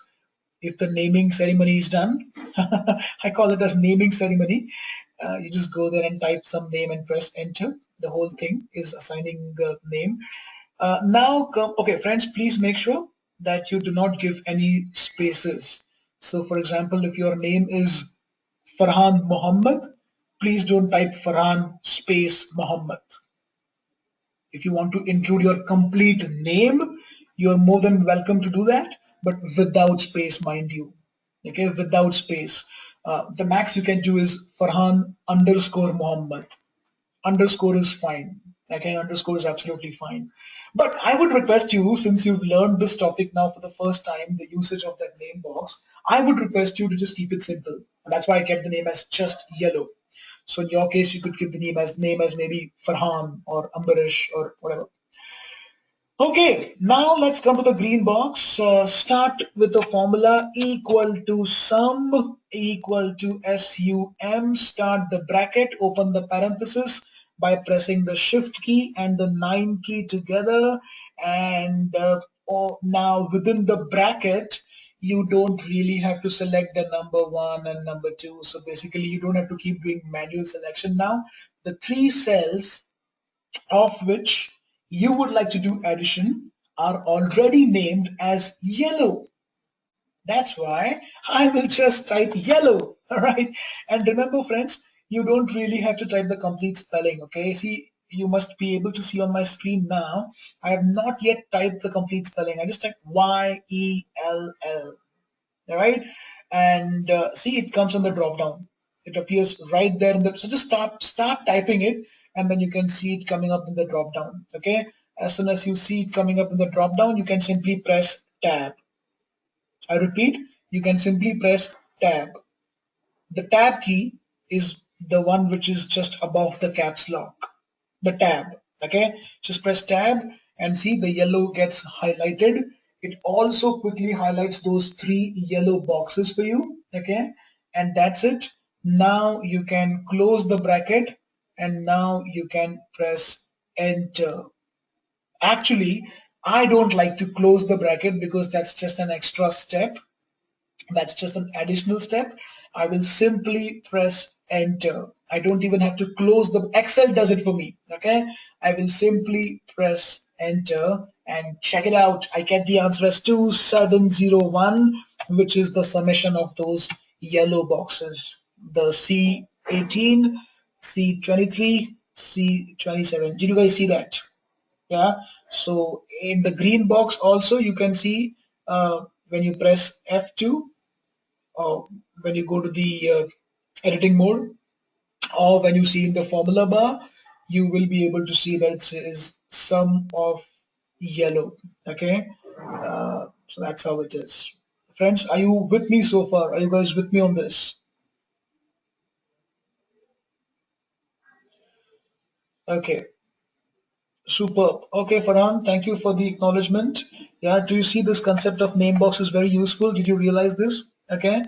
Uh, Friends, now if you want to delete the name, please don't feel that I can go to the name box and I can delete the name from here simply by selecting it. Okay, no, this place, okay, this place is only for the assigning of the name. You're giving name for the first time, that's when you will come here. Okay, but if you wish to make any changes, so let's take an example that I don't like this name yellow. Okay, I would just like to change that name to maybe Ambarish, my own name. All right, or from yellow I would like to just change it to something else. All right, I will make sure that I click on the formulas tab here. Okay, so you see there's a formulas tab here. Okay, there's a formulas tab in the Excel ribbon. All right, click on the formulas tab, like I can show you right now on the screen. Look at the place where my circles are blinking. That's where you need to click. All right, click on the formulas tab. All right, and in the formulas tab, in the defined names group, you've got a wonderful thing that says name manager. That's a beautiful feature which lets you change or edit or delete or whatever. Absolutely anything that you want to do can be done from the name manager. See, right now in this whole Excel file, I have only given one name, that is yellow, and that's what is appearing there. Okay. Now if I go to edit, okay, I can select that particular name, that specific name. I can click on edit and see it gives me a small window like this. From here, I can change the name. So right now it shows up yellow, but I can always change it to my name. So Ambarish, Ambarish. Like I said, please do not give a space and type Tarte here. That's my last name, by the way, family name. So don't do that because spaces are not allowed. So when you do that, automatically it will be replaced by an underscore in the name box. So let's not fall for all those tricks that Excel confuses us with. Let's keep it very simple. Say Amrish and say OK. And that's it. Check it out. See, when I go back to when I just press OK, I'm thrown back in the name manager and it shows Ambarish right there. I'm fine. Fantastic. Now I can close this. Okay. I can close this. And now when I go back to my green cell, if I press F2, it says sum of Ambarish. The answer obviously remains the same, but it says sum of Ambarish. So to change the name, you will go to the formulas tab, click on name manager. By the way, hey, I just discussed with you that I can just go to the home tab, and within the home tab I can click on this auto sum. Just keep my mouse there, it shows the shortcut. Yeah, remember I did mention this method of highlighting the shortcuts, or refreshing your memory with the shortcuts. Okay, the same thing can be done again. I can go to the formulas tab, I can simply just mouse over on the not mouse click, no right click, nothing, no double click. I simply mouse over. I just keep my mouse on name manager, and there you go. It says Control F3 is the shortcut. Yeah, Control F3 is the shortcut for the name, the name manager. Okay. All right. And also, friends, please remember that if you okay, so for example, if I'm doing this again, if I do sum, and now if I do not want to type the name, for example, I do not want to even type the Y and the E and the L and the so Y, E, I don't want to, I can simply just, okay, of course, after starting the bracket, okay, I will simply press F3, function 3, okay. Let's see what happens if I simply press function 3, F3, okay. You will see it gives me a wonderful, superb little window, a small window that says paste name. Yeah, and this window will show you all the names that you have assigned so far in this Excel file. Okay, remember the concept of name cannot be used between two files. Yes, of course it can be used between two sheets of the same file, but not between two files. Okay, so two separate Excel workbooks. Okay, no, you cannot use the name box uh, between the two of them, the concept of name, but I can always use this Ambarish, which I've just defined. So let's just show you an example here. I just complete this. So I select Ambarish, I say OK, I press enter, and see the answer of sum of Ambarish comes right there. Okay, allow me to go to the next worksheet for a minute. So let me click on any other worksheet for that matter. Okay, I can always. By the way, if I want to insert a new worksheet without using the mouse, I can just press Shift and F11. Okay, so I press Shift and F11, and you will see that a new sheet is formed right on the left hand side of my existing worksheet. Okay, great. I can go here and I can say equal to, this time friends, let's just do another formula, average. Okay, equal to average. Okay, so I'm typing equal to AVE. Now, friends, please also, although the reason I'm showing this is because I would like to show the concept of name works in another sheet also. But let me also take this opportunity to highlight that for any Excel formula, you will not type the complete spelling. Okay, just like the way we did for yellow just a few minutes back, I will just start typing the equal to symbol and just the first three characters. Okay, please don't type the, so like in my case right now, do you see I've only typed AVE. Okay, you can go with just one and then move on from there, or you can go with two. I like to go with three. Okay, now because I typed AVE, you see there's this list of formulas coming up. All Excel formulas that start with AVE are now coming up, and they're saying, okay, you can use us. All right, so it's a small drop down thingy that comes up. All right, now you also see that avdev is the formula, which is the first one, and that's the one which is highlighted. Okay, now I will use my arrow down. Please note, I'm using my arrow down key, the cursor arrow down key on the keyboard, and I will highlight the next one, which is average. And that's the one I would like to use, right? That's why I will now press tab. Friends, are you okay with this? For any formula, you should do this. Okay, let me just show you one more time. I start off with equal to, I I type AVE, just the first three, all right, and then oops, it's highlighting avdev. That's not the one that I want to use, so I will use my down arrow, the cursor arrow down. Uh, it highlights average, okay, and then it says tab, and that's it. Okay. Hey, by the way, what was the shortcut to get that name, the paste name window? It was F3. Okay, it was F3. So after you start the bracket, press F3, and you see Ambarish. That name appears right there, the paste name window. Right. So I can just type, I can just select Ambarish from there and say OK, and that's it. I do not have to close the bracket. This last step is closing bracket. It's not required, actually. It's not at all required. You can do it, or you cannot. I mean, you can simply forget about it. That's fine. Just press enter. Well, of course you have to press enter. That's when you get, and see, that's it. So average of Ambarish is 900.33. Okay, so friends, the concept of name is something which is very useful. We will use the concept of name in the upcoming activities as well. But are you okay with me so far? Yeah, I'm assuming everybody is. I mean, actually, assuming is a very wrong thing to do in real life. But in an online session where I can't see your faces and your screen, I have to assume unless you guys tell me. So I'm assuming that everybody is okay with me so far. Okay, great. Now, friends, I'm on my sheet number 1 right now, and I would like to go to the next worksheet, which is referencing and naming. From sheet number 1, I would like to go back to the worksheet on which we were working. Okay. Of course, you will feel that it's a very foolish, it's a very stupid question that I'm asking. Well, I can always use the mouse and click on the name of the worksheet.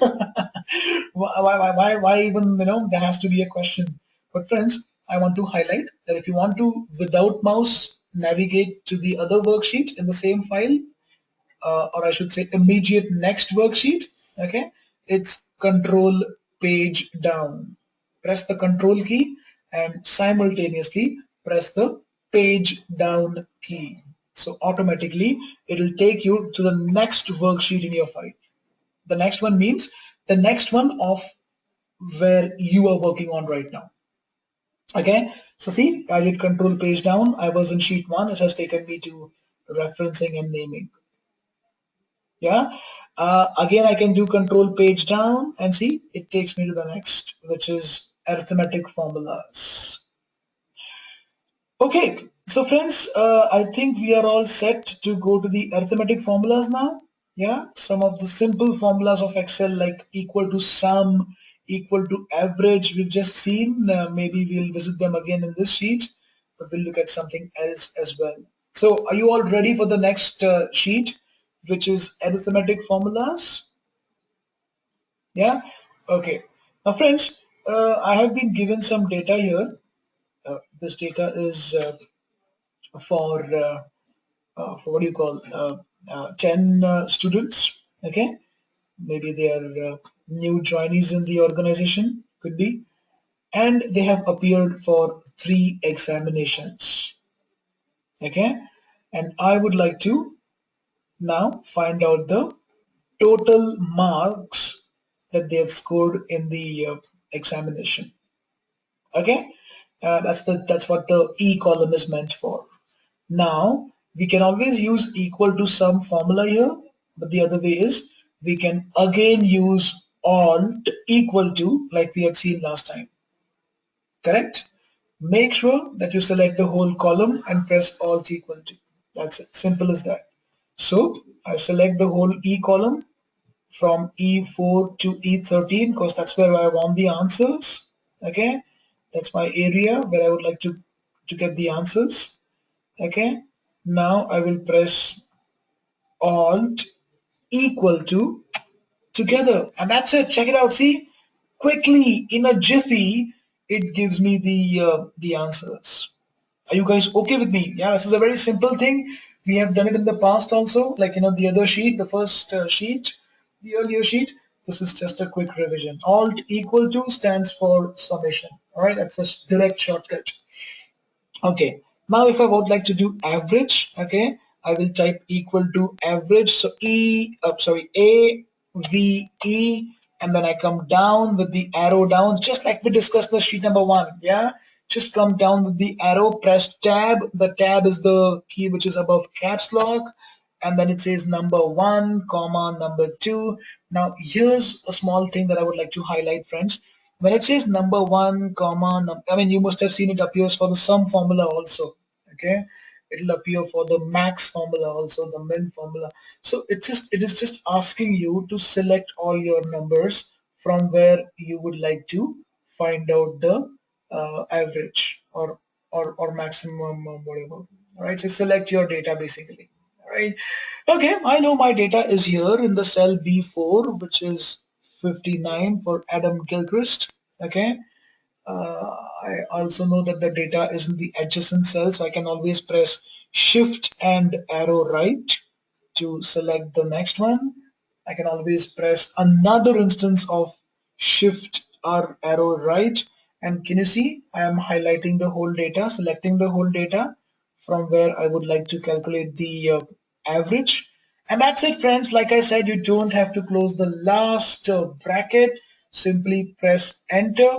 Enjoy. That's it. You got the answer for the first fellow, which is 47.33. All you need to do now is sit back, relax, use the mouse, and do a double click.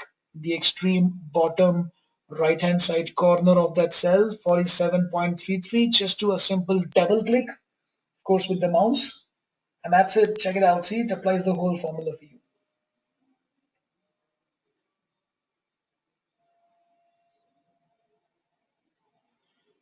People, are you okay with me? Yeah? Just double click. Yeah? All right. Now, friends, in some cases, you would want to just drag down, okay? But double click is ideal method, okay?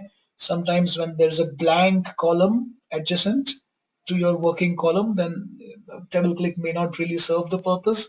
In that case, you would simply just drag down or select the whole column and then do a Control D. So whatever techniques you know. Okay, now friends, before we start working on the other few things in the same sheet, the highest score and the lowest score and all, do you also want to take a quick break here, a 5-minute break maybe? I mean, I'm just asking. I have my water bottle kept here already, so I don't really have to go and fetch my water. But if you just want to quickly go and have a chat with your family members and come back, I'm fine. So it's just a small breather.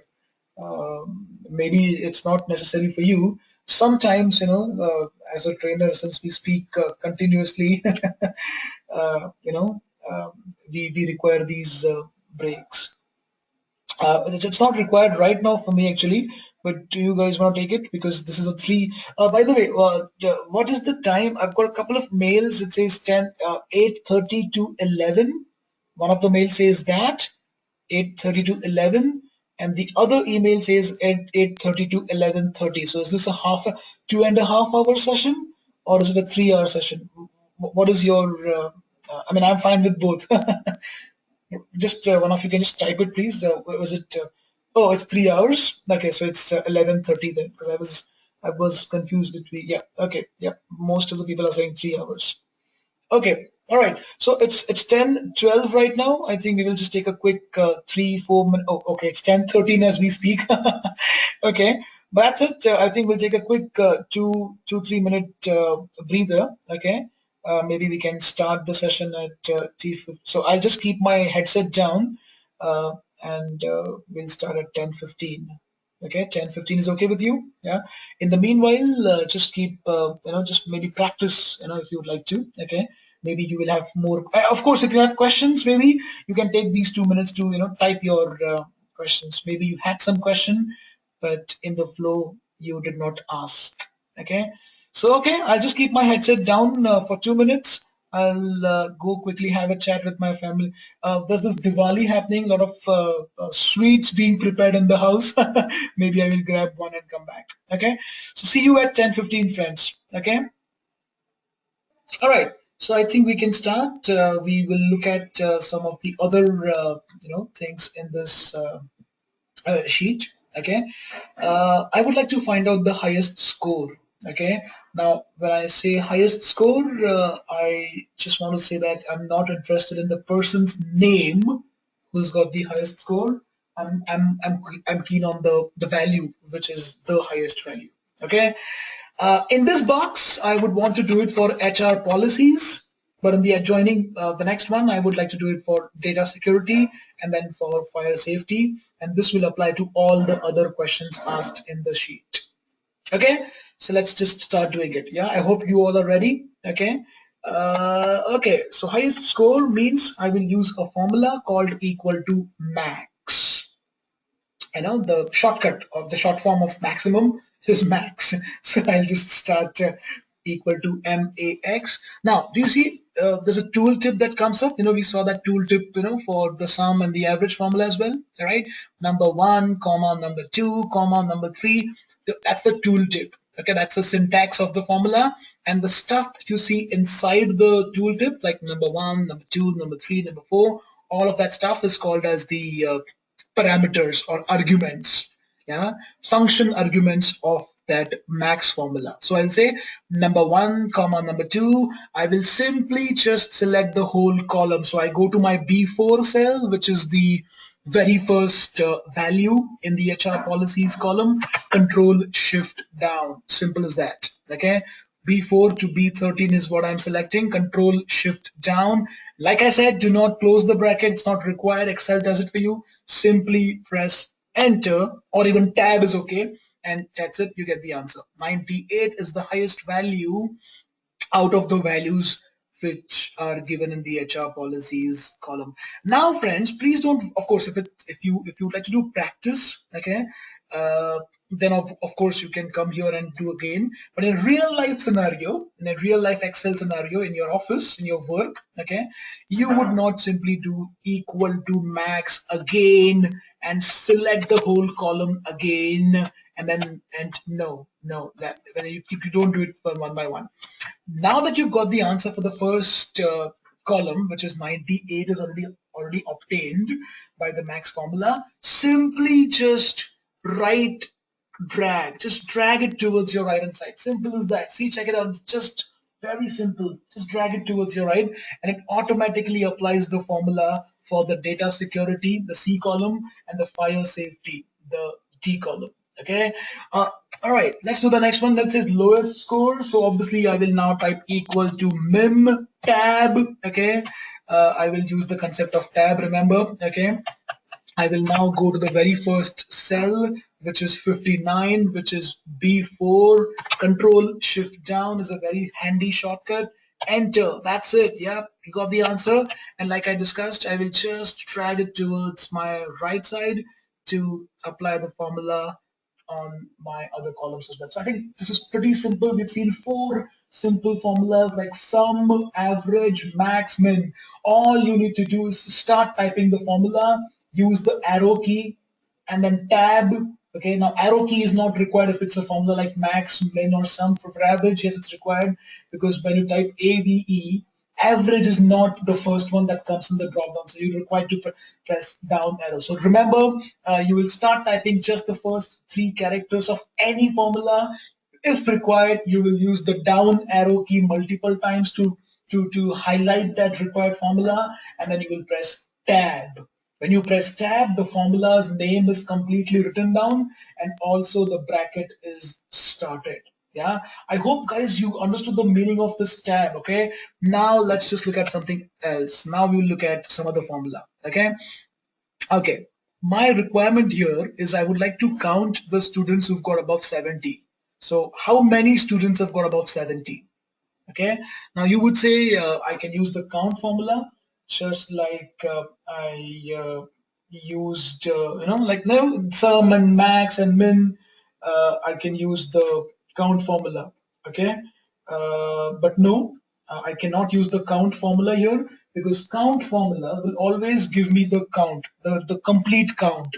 My requirement here is I would like to count above 70 only. It's not simple counting, mind you. Okay, it's counting with a condition. But before we look at that, let's quickly show you what the count formula does. So I say count. Again, I will select the whole data, and that's it. It says 10.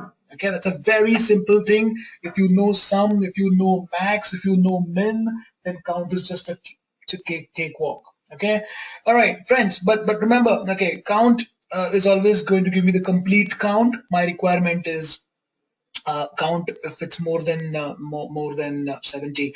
Okay, we'll do that. But before that, friends, let me just show you one small unfortunate thing that your count formula does. Okay, did you see that I've just selected the B column, the B4 to B13? Now, what does the B column contain? The B column contains numbers, correct? It's a numeric data, and that's why I got the answer correctly. But had it been a case of me selecting the text, okay, text, for example, let's just do this without selecting the number. Instead of selecting number column, I'm going to the text column. Okay, I use the count formula. I choose my function arguments as as the text column, press enter, check it out. See, it does not appreciate it. It gives me 0. So the point that I'm trying to make here is you simply use the count formula when you want to count numbers only. If it's text, you might want to use the other formula, which is just an elder brother or a slightly advanced version of the count formula. You can use count A. Check it out, friends. I'm making it count A now. Look at my screen here, friends. Let's keep the selection as text only. So I'll keep the A column only. I'll not select the B column now. Let's keep it to A only. And I make it count A, press enter, check it out. See, it gives me the answer as 10. Okay. So friends, this is a little confusing. Okay. You guys might feel that, okay, Ambrish has given us a very nice example wherein he's taught us that, okay, count is for numbers, count is for text. No, no. Count is for numbers, but count A is for absolutely anything. But A does not stand for alphabet, but A stands for all. Remember this. The count A formula is a slightly advanced version or enhanced version, I should say, not really advanced, but yeah, a slightly smarter way of doing it. So count A will count everything. Let me give you a small example here, okay? In the beginning of this class, we did this custom list. Yeah, do you remember this? I typed John. I will just drag it down and see I've got the others. Yep. All right. So that's my list. For example, I've got these names. In the same column, I've got some data, which is numeric as well. All right. And then let's say I've got some alphanumeric stuff as well. So let's say something like India at the rate one something something something. Right. So do you see this column contains text? This column also contains numbers, and this column also contains what do you call alphanumeric stuff, right? Now let's see what does the count formula give us. Okay, so like we discussed, count formula always is going to count numbers for us. Okay, so even though I'm selecting the complete data by doing a control shift down, it still gives me the answer as 4 because it only counts those 4 numbers. Okay, now let's see what happens if I do count A. So equal to count A. All right, okay, control shift down. All right, and then enter. Check it out. See, it counts everything. Did you get the point here, friends? Please don't feel that count A stands for alphabets or anything. The A there stands for all. Okay. All right, so let's just close this new file here. I don't need this. I just opened up this to explain the difference between count and count A, which is pretty basic. But here, friends, because the requirement is above 70, I will not even think about these two formulas. This was just to explain the difference. But in this case, I will not use count or count A. Okay, I will use another formula here, which again belongs to the count family only. The formula is count if. Okay, count if. Okay, so I will start with equal to COU. You will notice that there's a drop down list that comes up, and like I said, I will require to use the arrow, the cursor arrow down, down, down. Okay, so I come down. All right, I select the one that I want, which is count if. In this case, it's count if. Tab, let's not forget to press the tab key. All right, and then this time, friends, do you notice it comes up with two different parameters. There are two parameters in the tooltip of the COUNTIF formula. So far, we discussed formulas which only had simple selection required, just one single parameter. Now we are looking at formula which requires us to do a couple of things, a couple of extra steps. All right. The first thing is it says range. So obviously my range is the B column. So I can come to the B4 cell and then control shift down. Okay. Now there is a comma. So obviously I will respect the comma. Okay. I will simply follow the tooltip. Okay. Like a Bible, I will simply follow the tooltip. Okay. No questions asked on that. Okay. Just a simple instructions to be followed. If there's a comma between two parameters, you have to put the comma. Okay. Great. Only when you put the comma is when you realize that the next parameter becomes bold. Can you guys see that? Yeah, the criteria section, the criteria parameter now becomes highlighted. Why? Because I put the comma. Okay, so my Excel understands that I've specified the range and now I am about to specify the criteria. Okay, superb. What's my criteria, friends? My criteria is above 70. Okay, so I cannot simply use my keyboard and start typing above 70 A, B, O, V, E, or I cannot write down simple English text. I will have to use the symbols here. Okay, now a lot of people do this. I mean, I'm talking about my experience with training various people.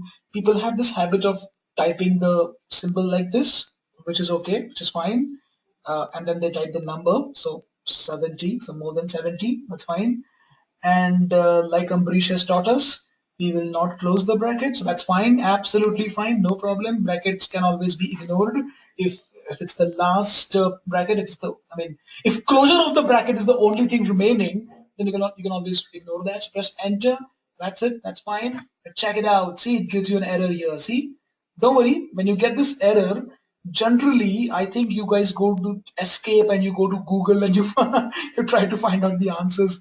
Or if you are in an office environment, corporate environment, you would quickly ask your person sitting next to you to help you, or you'll go quickly call up somebody from the accounts team, because accounts team people are generally Excel champions. But no, you don't have to really do all of that stuff. Simply just say okay on this error. Simply just say okay. All right, and then check it out. See, friends, it highlights for you. It shows you that the cursor is kept just, I mean, your cursor is blinking there. You can see just above the, sorry, just before the more than symbol. Yeah, just before the more than symbol. Yeah, can you see the cursor is blinking? Yeah, superb. That's what you need to do. This, I mean, you need to understand that this is where we have made mistake. Okay, the mistake is, since we have used special characters, you cannot simply just type it like the way I have done now. All you need to do is simply do a double quotation marks, double inverted commas. And remember, friends, please observe the way I am doing it. I am putting double quotation marks before the more than symbol and after 70. Remember, the double quotes, I call them double quotes, but some people else, you might also want to call them as double inverted commas or whatever. Okay, but those double quotes are not only for the symbol, it's for symbol as well as the number. That's it. Now you can press enter. Enjoy. Now it's not giving you any error, it's giving you a proper answer. Yeah, and of course you can drag it towards your right to get the answers for the next. Okay, I will quickly just redo this, the next example, actually not the same example. Less than 40 I want to count this time. Okay, so count if, I mean, I just type the first three. All right, down down down with the arrow. When the count if formula is highlighted in the blue background, I can press tab.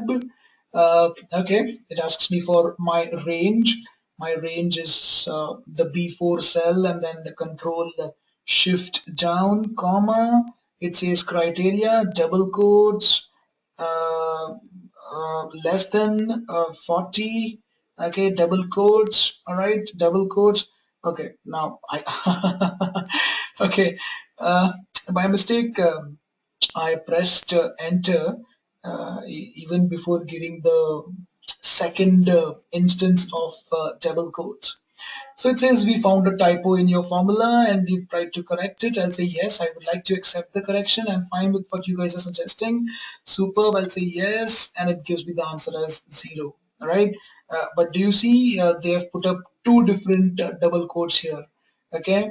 Uh, that's wrong. Your double quotes, like I said, has to be after 40. Okay. Now, unfortunately, in that list, there is nobody who's got less than 40, and that's why the answer will remain at 0. Okay, but I can always go to one of these guys. All right, uh, Okay, let's go with Imran Khan. Yeah, the great bowler from Pakistan. Okay, and let's make him less than maybe his score was 53, so let's make it 33. Just to show you, I'm purposely making him less than 40. He's troubled the batsmen all across the world with his dangerous bowling. So I'll make him less than 40. All right, and check it out. See, it comes right there. It comes as one now because the change has been made. Yeah. Now that we have one guy who's got less than 40, the answer comes up as one. Are you okay with me, friends? Did you get the concept of this count if formula? Yeah, the double quotes need to be used if you are using special characters like symbol, the more than symbol, right? Of course, I can always press Control Z to make sure that I don't save the changes. So Imran Khan's score comes to 53. Back to normal. Okay, friends. Now, just before we move on, I would like to ask you a small question here. Now, we did an example of more than 70, and on exactly similar lines, we did another example of less than. I mean, the only difference was the symbol, the more than symbol and the less than. So that's fine. That's fine. Okay. But friends, assume that my question was, how many people have got exact 70? What would you have done in that case? Can I ask you to type the suggestion in the questions box? If the question was exact 70, all right, I'm not interested in okay. Well, Farhan says, Ambrish, you can add the equal to symbol. Okay, but remove the more than symbol. Yeah, well, definitely, Farhan, definitely. Yeah, more than symbol definitely has to go out because I'm not interested at all in more than 70. But Farhan, let me tell you that here, this is a common mistake, and that's why I asked you guys to type it. Okay, please don't feel that I'm offending you or something. It's a common mistake. People put equal to, not required. Equal to is also not required. Okay. Okay. And by the way, hey, hello, one sec. Okay, by the way, even the double quotes will not be required anymore. Even the double quotes is not required anymore. Okay, you can just come here, and because now I'm not, so my whole point of asking you this question about exact 70 was to highlight two things. First, the equal to is not required because if you type equal to, that 70 is considered as a name range or something else happens. I mean, it's not required. Yeah.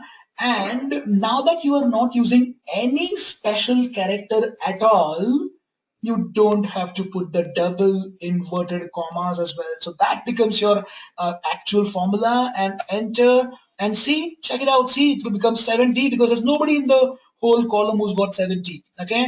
Let's go with Sean Pollock this time. He's one of my favorite fast bowlers from the Republic of South Africa. Okay, let's make him 70. Okay, press enter. Check it out. See, it becomes one now. See,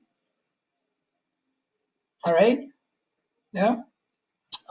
So because there is a guy now who's got exact 70, the answer has come to one there. Okay, of course, I can always do a control Z. Okay, bring him back to 42. Well, at present, the South Africans are troubling us in cricket. So yeah, let him just be on 42. Okay, well, people, I have got two passions in my life. One is Excel training. Second is watching and playing cricket. You can see that the most of the names in the dummy data are from that sport. Okay, great. I will ask you another question now. What if the question was more than and equal to 70 the same time?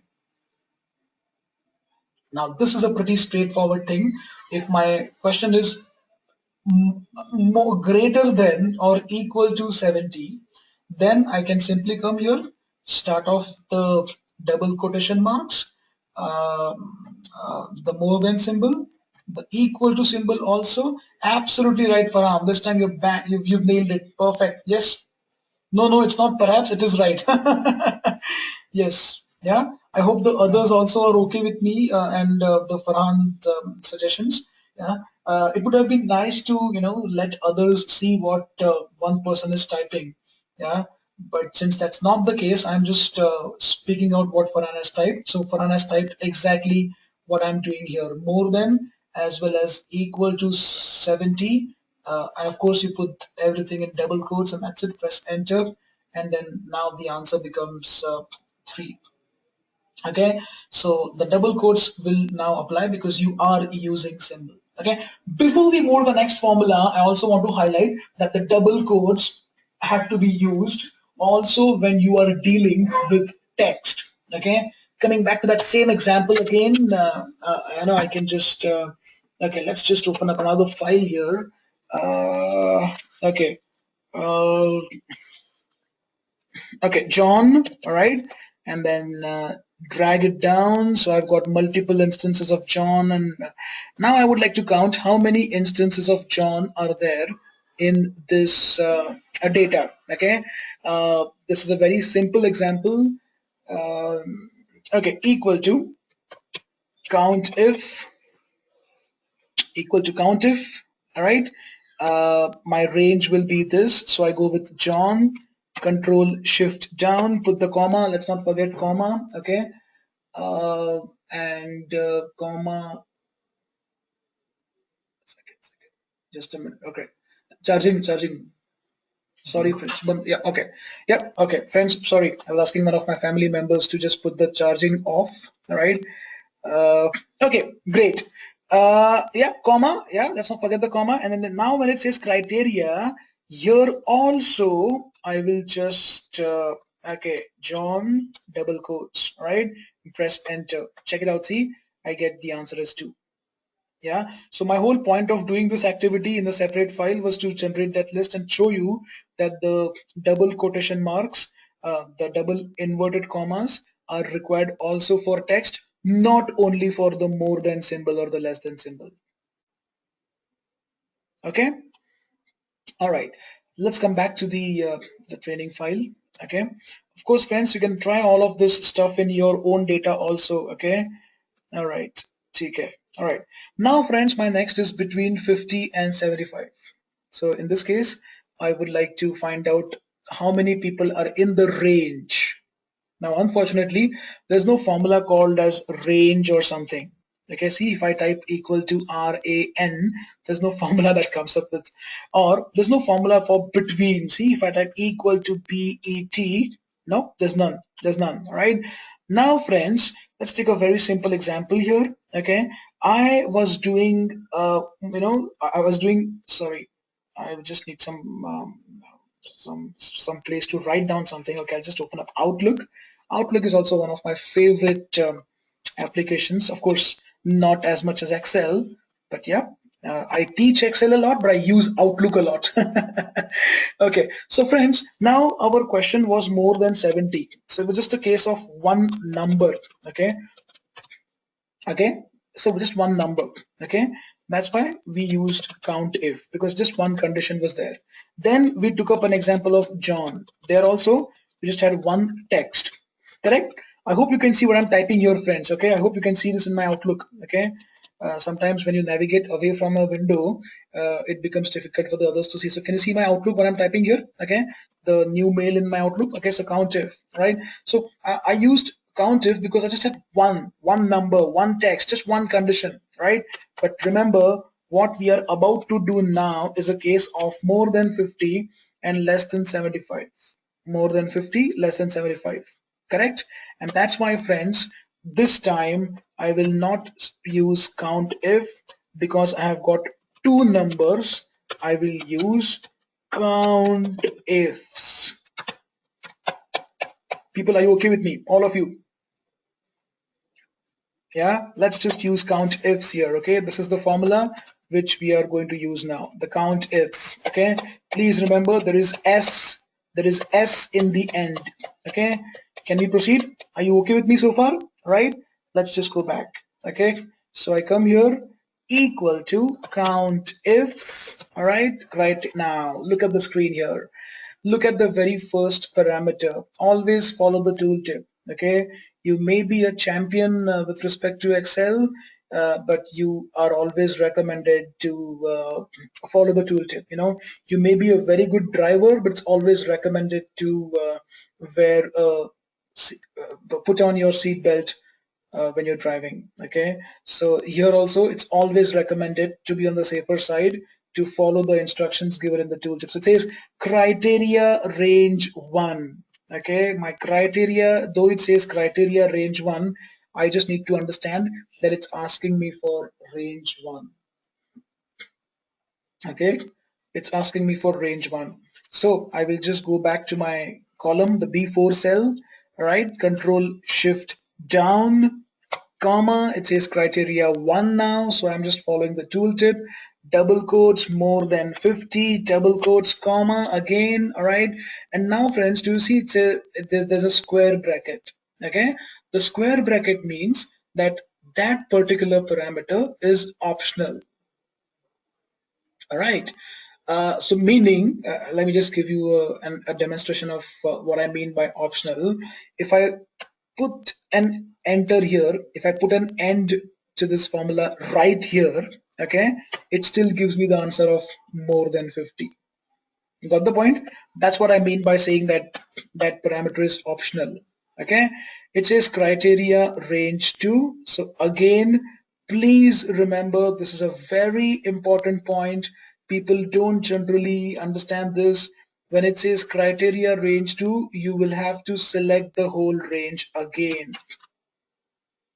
So come to B4 and press Control Shift down. Remember, I've selected the range again. I have to select the range again. I can't simply say, well, Mr. Excel, I have already chosen the range once, that is B4 to B13 here.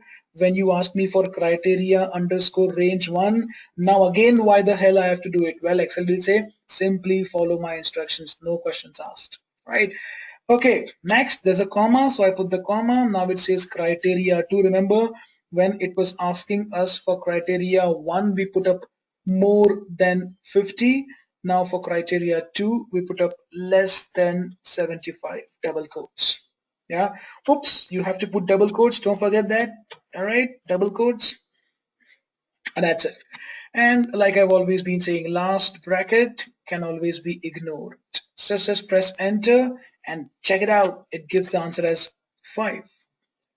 Are there 5? Yes, in this column there are 5 people who are in the range of 50 to 75. He's the first person, Adam Gilchrist. Lance Trusner is the next one. 98, Julia Graf. Nathan Astle, and Tim Delida. That's it. Yep, there are 5. Yes. So, I mean, I was just doing a manual checking just to make you guys realize that Excel has given us the correct answer. All right. And of course, please do not forget to just, drag it towards your right to get the answers for the next 2 columns if required. Okay. All right. Let's move to the next one now. I hope you guys are able to hear me properly. You are able to see my screen. All right, let's just come here and look at the okay, those of you who are still doing it, let me quickly just go back and press F2, function 2. Remember, function 2 is the shortcut to edit, if you want to go to the editing mode. Okay, this is the formula, friends. Okay, okay. All right, I think we can move on now. Are you guys okay with this so far? Yeah, Abhishek, Farhan, and whoever is attending this session, please don't forget to ask your questions in the chat window, the questions window. Yeah. Okay. All right. Let's look at the next one now, second maximum value. Now you will ask me, why would I ever want to find out second maximum value out of a given range? Yeah, you've taught us max. Thank you for that. You've taught us min. Thank you for that, because those are all very much required stuff. Okay. You've taught us count if and all, that's fine. Some of the formulas we were knowing already, but that's fine, that's fine. But why would I ever require to find out second maximum value? Sometimes you are taking an examination within your department or some appraisal scores or some salary values, and you would like to give some prize to the person who's got the highest. But later you realize, well, the person who's got second highest should also receive a consolation prize, like a runner-up. Yeah. So then that case, you would be keen on finding out, okay, which value is the second highest value in the given data. Okay, something on those lines. Yeah. Another example, would be you would like to sometimes find out the second lowest. For example, the other day I was booking my flight ticket. Mumbai. I live in Mumbai. So Mumbai to Delhi, for example. Okay, so I went to makemytrip.com. I typed Mumbai from. I typed to Delhi. I chose my date and stuff, and I did so it gave me a list of all the flights. The lowest one was Air India, was just offering me 4,380 something. Okay, I don't remember the exact cost. Because it was the lowest, I decided to go for it. Okay, then I realized that okay, this is Air India. The flight can always be cancelled. I mean, they're not pretty much what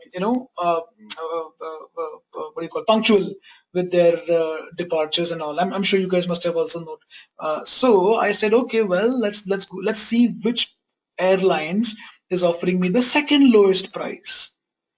Air India was offering me the lowest price, which I initially wanted to go with. But then later I said, okay, well, this could be risky. I will miss out my training program or something. So it's always, I mean, they cancel, they delay, they do a lot of stuff. So I thought, let's go with the second lowest. So that's when, so this is just an example where, so in your case, you want to go with third lowest or maybe fifth lowest. Okay, so these two things which we are about to do now are also required in your Excel corporate life.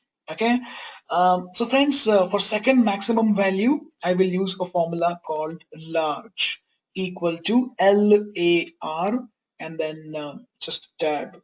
Okay, equal to LAR and then tab. Okay, all right. Uh, it says array.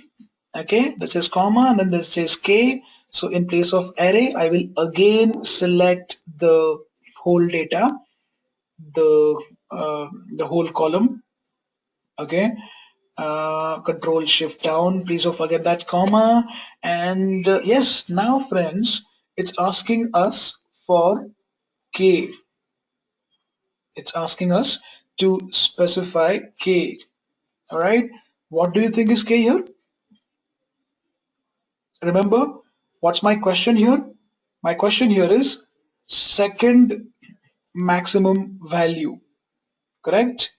Uh, what do you think is my K here? Superb. All right, I can see a couple of people have given the answer as 2. Absolutely right. I will put 2 here because I would like to get the second highest value. So second ranked value. All right. That's it. I press enter and I get, so in your case, it could be 3 also, mind you. Okay. You might want to put 3, 4, whatever rank you're looking for. Okay. Similarly, you can always just do the same thing for the next one, which is, but remember, please note, please make sure that the formula will be equal to small. Okay, because now I am looking at the lowest second value, right? So lowest from I mean second from bottom. Okay, that's why I'm saying small, and then here the k will be 3 because in my question I'm looking for third lowest value, third minimum value. All right, that's it.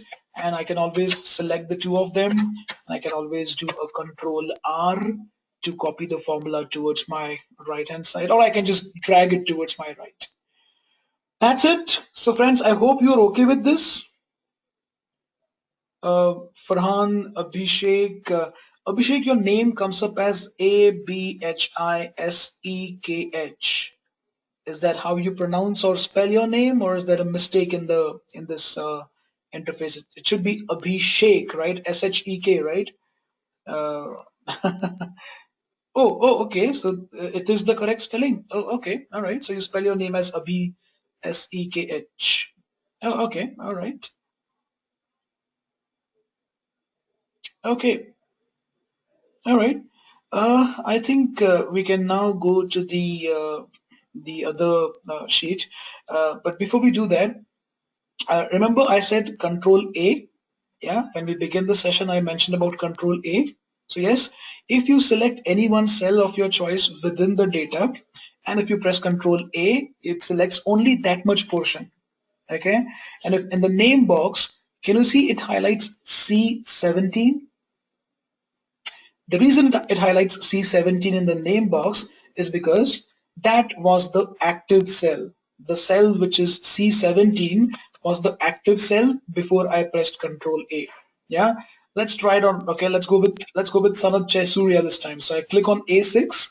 The name box is showing A6, but if I do a Control A, it selects the entire table. Okay, but in the name box, it still shows A6. Okay, that's the active cell. Okay, this concept of active cell is something that we will require in the future.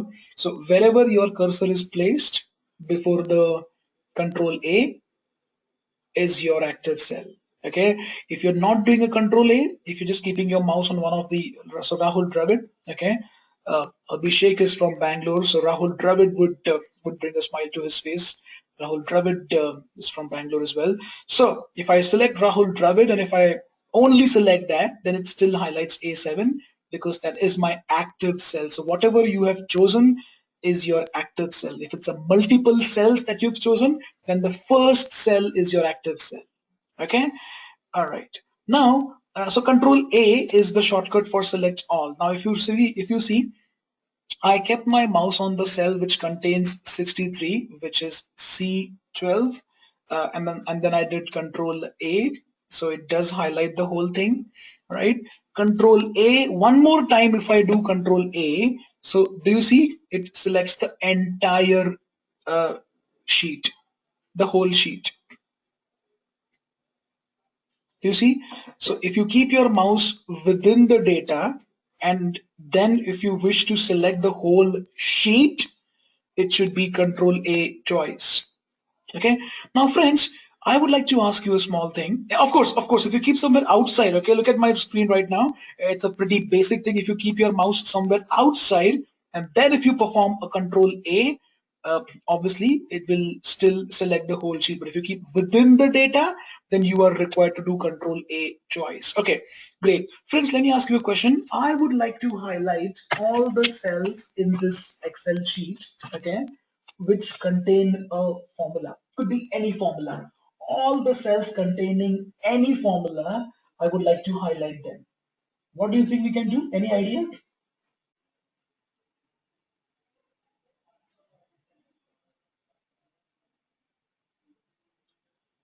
Anybody? I mean, anybody? I want to only select, I want to only highlight those cells in this Excel spreadsheet which contain formula. So basically, my question is, whatever you see in green background, where we have just done some formulas. Okay, remember the E column was the E column was for summation. The F column was for average and stuff like that. So we did max, min, right? So okay. Uh, Okay, so Farhan says, Ambrish, you can select the whole sheet first. Okay, uh, Control A choice. All right, because I went in the data, I can go to the Home tab. I can choose the option here, which is find and select the binocular. Okay, and here it says formulas. Absolutely correct, Farhan. You're right. The other way of doing this would be you can also go to special, and from here you can highlight formulas and say OK and check it out. See, it highlights all the formulas. All right. Now, what we have done is we have only highlighted those cells which contain formula. But now, so Farhan, you're absolutely right, and I think even others have got it. Select the whole sheet, use the Control G, or go to the Find and Select thing. That's fine. Okay, go to formulas and say OK. My question now is, I would like to see in all these uh, uh, cells, like throughout this sheet, what all different formulas have been used? That's my question right now. what all different formulas have been used? Can somebody help me now? Anybody? I mean, I'm saying what all different formulas or what all formulas have been used. I want to see them. So in this sheet, I have used max, I have used min, I have used count if, I've used count ifs, I've used sum, I've used average, and I've used large and small. So I want to see all of them. Like I should know what all formulas have been used. Anybody? Okay. Now somebody might have thought about saying F2. Okay, but that's only for an individual cell. So I go to this cell which contains 5, this D17, okay, and I can press F2. So that's fine. It just tells me, okay, okay, count if has been used. Super, wonderful, okay. But I want to do this for all the formula, all the cells, okay. Now I can go to the formulas tab and I can choose an option here that says show formulas, okay. The short, yes, absolutely correct. Okay, the shortcut for that is Control and the tilde key. So I click on Show Formulas, and you will see that every column of your Excel spreadsheet gets expanded, and you will see that this is done by show. It also highlights the whole formula for you. Okay, Control and the tilde key together is the shortcut for this. Okay, and if you press it again, you're back to normal. Control and the tilde. Okay, what do you mean by tilde? The key on your keyboard which is just below the escape key. Control and tilde. Okay, the key on your keyboard which is just below the tilde. Okay, it looks something like this.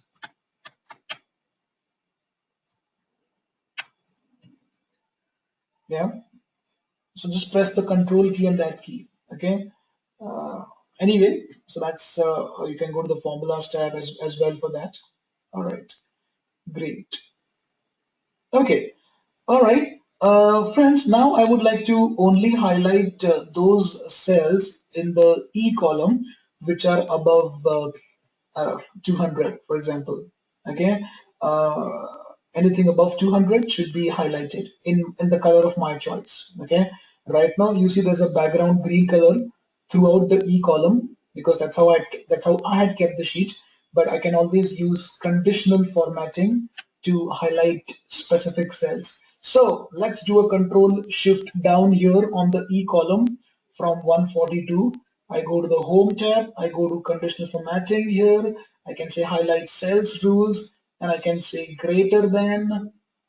Okay, now in the greater than window, I will type 200. Okay, because I want to highlight cells which are above 200. Here I can choose what color or what formatting I would like to go with.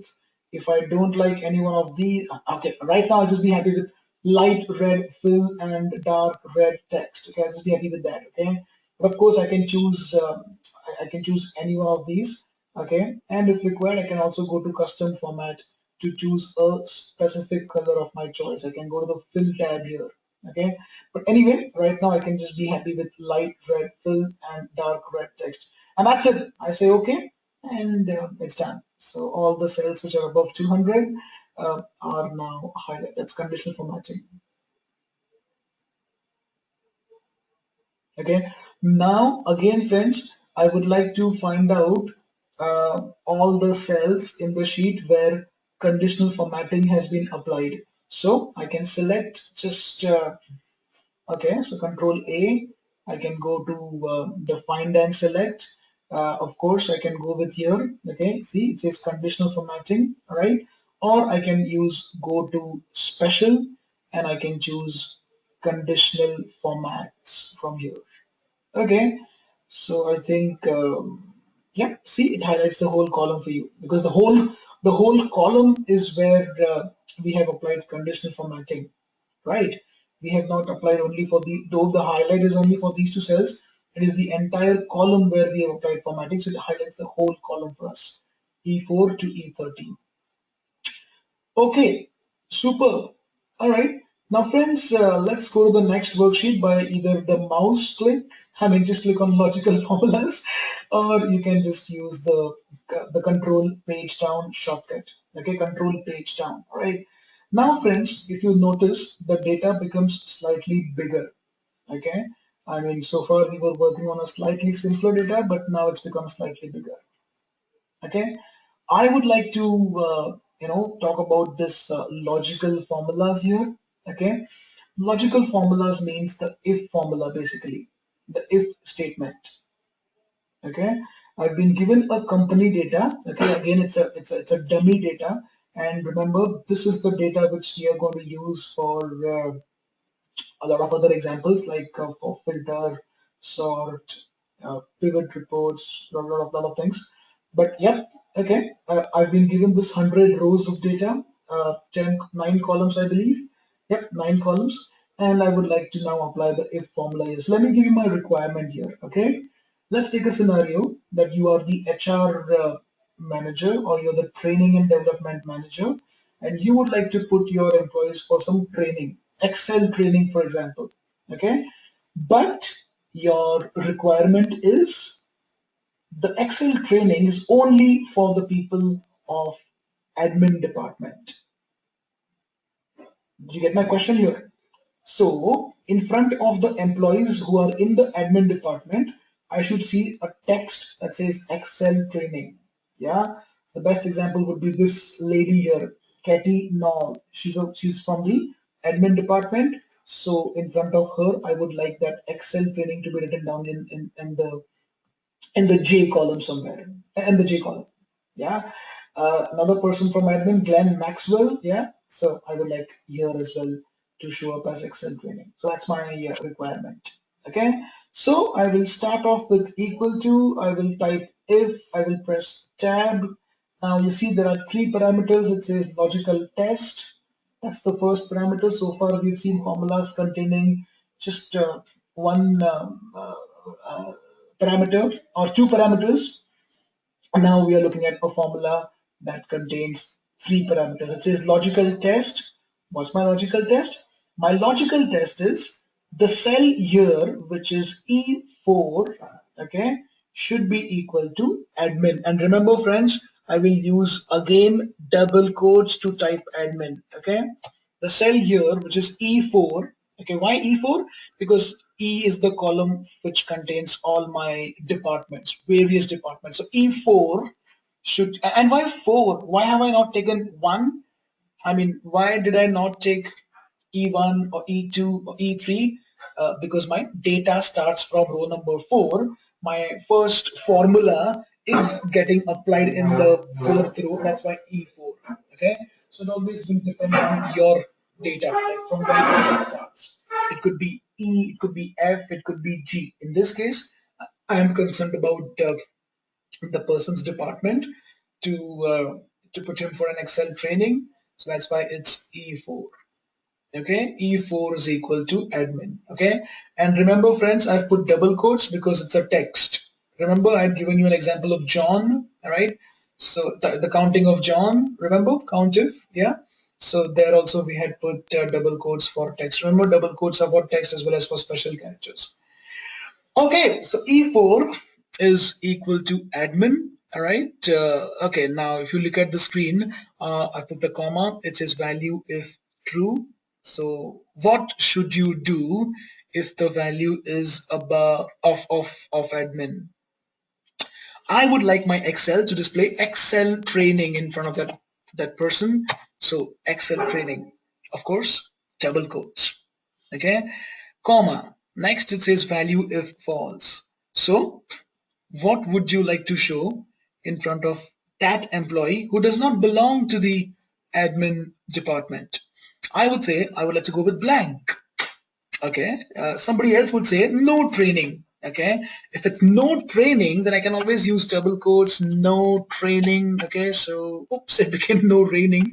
Sorry. Okay, that's fine, right? So that's fine. Okay, but if I would like to say a blank, then I will just put double quotes, double quotes. That's it. Okay, so whenever you want to show a blank, you will just put double quotes, double quotes. A lot of people have the habit of saying double quotes, space, double quotes. That's not required. Even if you do that, you will still end up getting the blank display. Okay, so space is not really required. It's just an extra step that you're doing. So double quotes is fine. And that's it. Like I keep saying, last bracket can always be ignored. I press enter, and that's it. Check it out. See, the first person gets a blank display because he is not from admin. Right? Enter. Check it out. Now I can just do a double. Of course, do not forget to do a double click. Okay? Do not forget to do a double click after applying the formula or even after changing the formula. Yeah, double clicks. Just come here and do a double click, and there you go. Wonderful. See, it applies Excel training for that lady who is at number 3 employee code. See, Cathy Knoll, admin. Go down further, and you will see that even this guy, Glenn Maxwell, gets Excel training and stuff like that, right? Okay, and then you keep going down, and you will see all those guys who are an admin are now getting Excel training. The good part is if I now come here and let's take an example. I move this guy, for example, this guy, Brad Haddon. Okay, Brad. Okay, if I move him from R&D to admin, okay, uh, check it out. See, if I press enter, check it out. See, even he gets Excel training. So this is dynamic. It updates automatically when you make changes in your data. Are you all okay with me, friends? This was just a simple if formula. I can always press Control Z to return to normal if required. Okay, this was just a simple if. Okay, I would like to ask you a question now, friends. I would like to make this Excel training applicable to the people who are in admin, and because there is some more space available in the training room, I would like to also invite, let's take an example, some other department. Okay. Let's just, of course, it depends on the training room space and the budget and all. But let's take an example that I would now like to invite people from admin as well as people from sales. Just an example. In the example which we've just seen, we've just taken admin, just one single department. But what would you now do when I'm saying that the Excel training is applicable for sales as well as admin? What do you guys feel? What is this? What do you guys feel we can do here? Take a minute, maybe take a few seconds actually.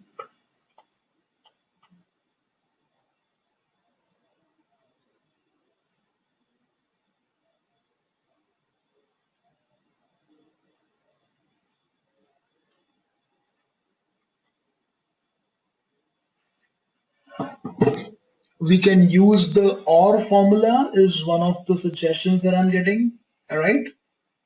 Okay. Superb. But will we simply use the OR formula, or will we use the OR formula inside the if formula? Yeah. So is it the former or the latter? Yeah. We will. It's the latter. Okay. We will use the OR formula in the if formula. All right. So I can go here. I can type if or the this is just for your reference. Okay, I'm just typing the header here. If or, so equal to, I begin with if, I say or, now it says logical one. Yep, I think the suggestion given is correct. Yeah, I can just come here, e4 equals admin. Okay, uh, E4 equals sales. All right. Remember, you will have to write E4 again. Okay, and then comma, and then double quotes, training, whatever. Now the spellings have to be correct only in cases of your logicals like the admin, the sales. Okay, but this training I can write down as TRNG also, or the proper spelling also, or whatever, or Excel training, whatever, that's my cup, that's my something which I will decide. Okay, that's my call. All right. Okay, and then I can say comma. I can say, okay, I just want to leave it blank if the guy does not belong to any of these departments. So I say double quotes, and that's it. Let's just forget about the closing of the bracket. That's it. I think, oh, okay. Now, friends, here a lot of people feel that this is an error. Remember, it is just an error. It's just a message. Okay. Your Excel is just telling you that, okay, you haven't closed your last bracket. Okay. That's why. So I just say yes. Now here, did you observe? I had closed manually this OR bracket. Yeah. So it's only the last bracket which I do not have to bother about closing, but internal brackets, the ones which are within the formula, have to be closed. It's only the last one that can always be ignored. Do you also notice that for the OR formula, the Excel has given a red bracket?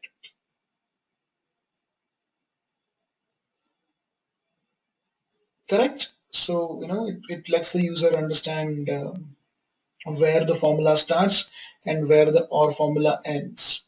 Okay. As soon as I close this red bracket, it quickly reminds me that, okay, now I'm out of my OR, but I'm still within if. Okay, friends. All right. And in this example, we have taken two logicals. You could have more. Okay, up to 64. You can only go up to 64. Here we've taken just two, but you may go up to 64. Okay, next.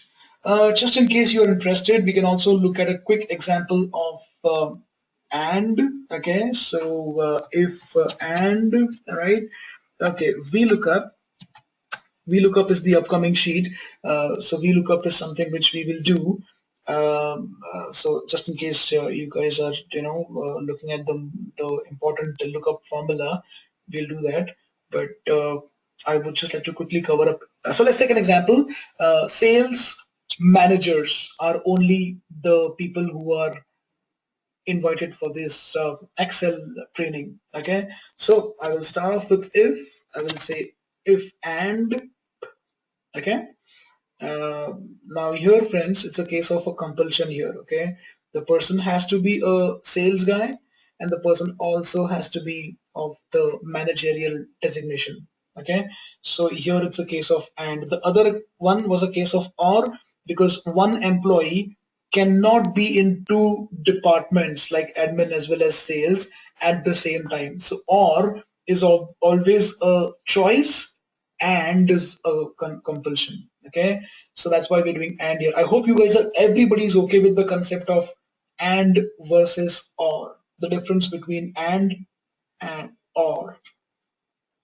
Okay, so here it's a case of and. I'll say E4 is equal to sales, comma, and then I will say F4 equals to manager. Guys, please remember it's F4 here. It's not E4, like, for sales it still remains E4, but for logical 2 it's F4. Please note this, it's F4 because it's about designation column now. It's no more just a matter of just one column. Okay, and then I will close this bracket manually, comma, yeah, Excel training. I think this is pretty simple now, and double quotes, enter. It gives you a correction, say yes. Okay, this is not an error message just because you have put up a formula inside another formula. It's just giving you that message. But yes, we can always press yes, and then it closes the last bracket. And of course, do not forget, in all the cases, do not forget to do a double click because you want to apply the formula throughout your column. Okay, so just double click. Okay, all right, friends, sometimes you may also have a scenario where you would like to have a different training for each department. For example, if you're from sales, you go for Excel training. If you're from admin, you go for PowerPoint training. Got the point? Yeah, so every input has a different output. The display that you would want is different for each department. So here you cannot even think about or, you cannot do and, so then you would want to do something else. And what would that be? Any idea? I think Abhishek, you would be able to answer this very quickly. You will absolutely right. You will use the concept of multiple ifs, nested ifs. Absolutely. All right. So if within if can be done as well. So equal to if. Okay. My logical test would be E4 is equal to sales. So if the person belongs to sales department, put him for Excel training, comma.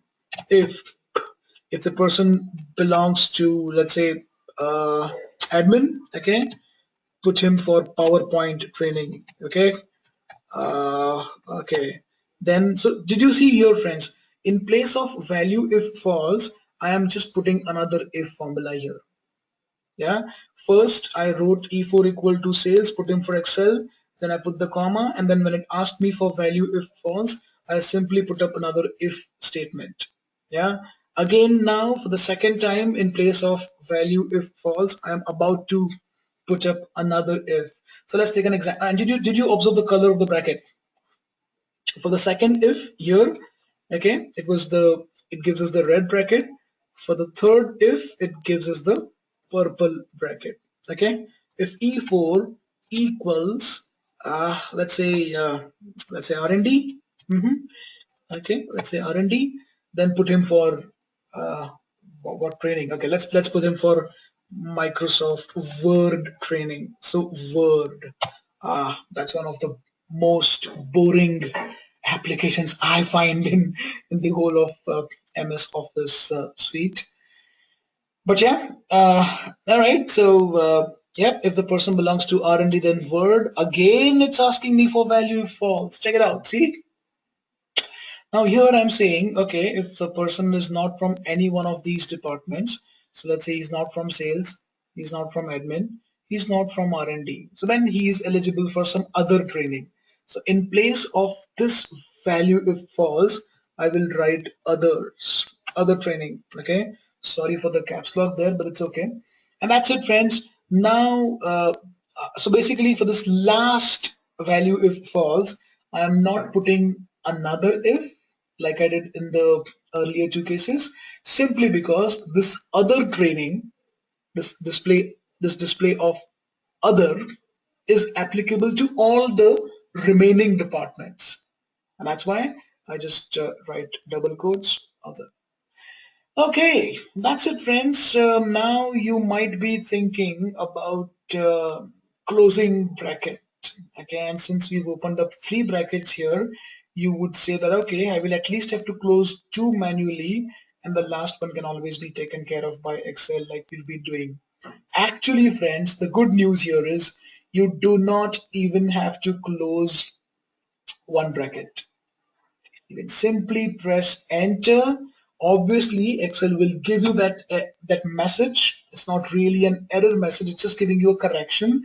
On that, you will press enter again. So rather than closing all the brackets manually three times, four times, five times manually, if you have added so many brackets, then manually you cannot keep closing five brackets or six brackets.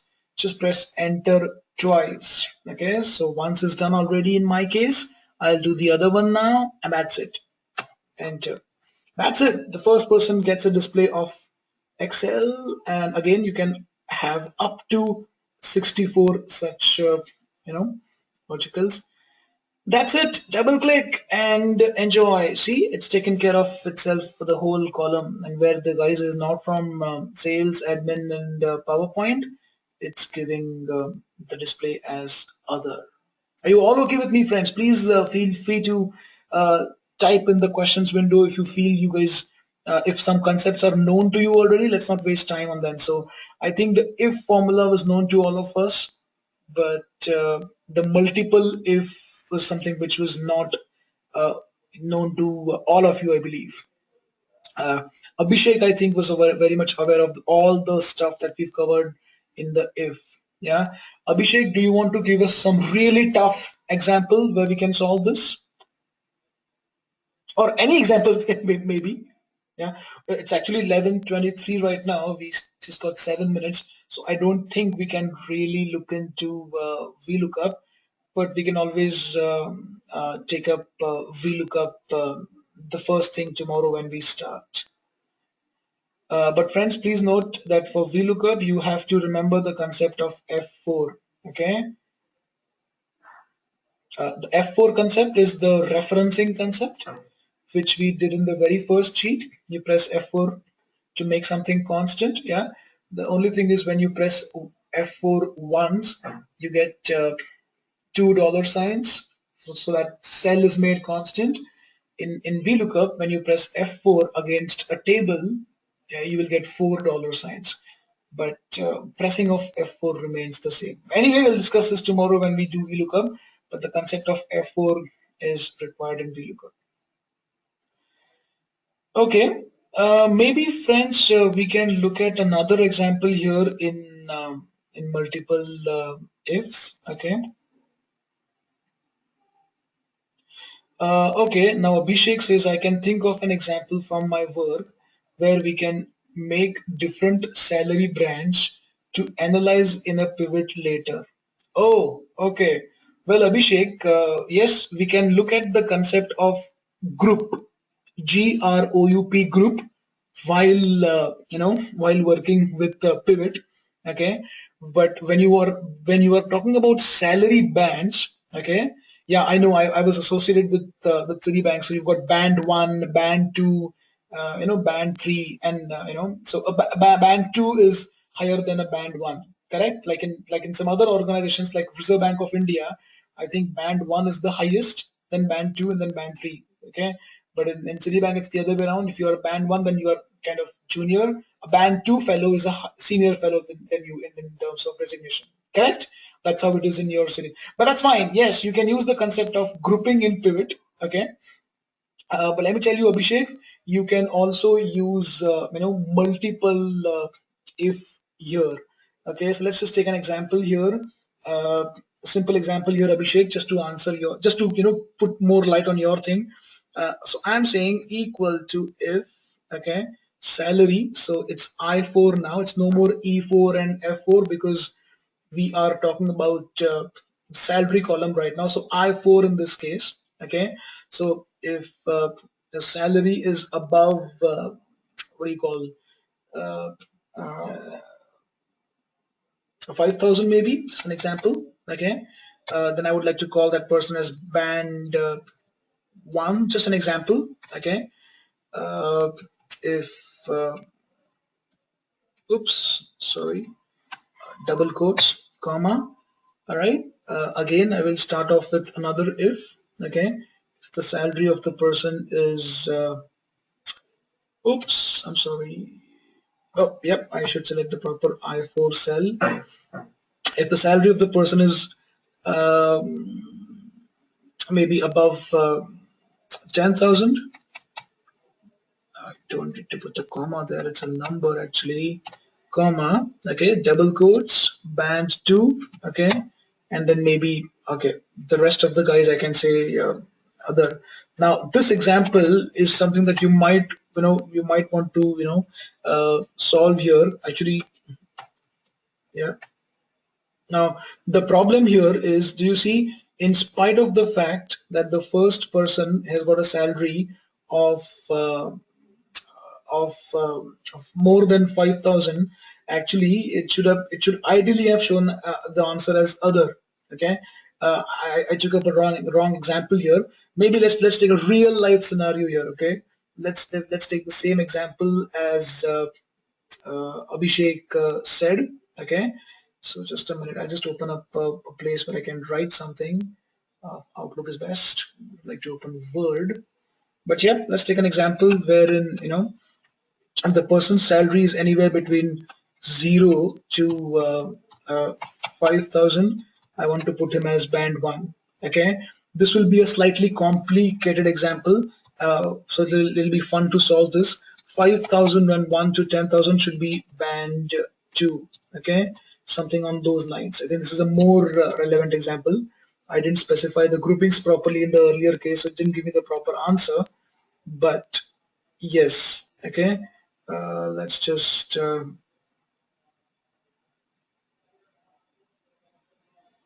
okay. Oops, oops, oops. This go to webinar window is okay. Yep. So I think this is the place where I will do this. If now, friends, here it's a case of. I mean, the reason I liked this example given by Abhishek is because here we can actually do a case of multiple ifs.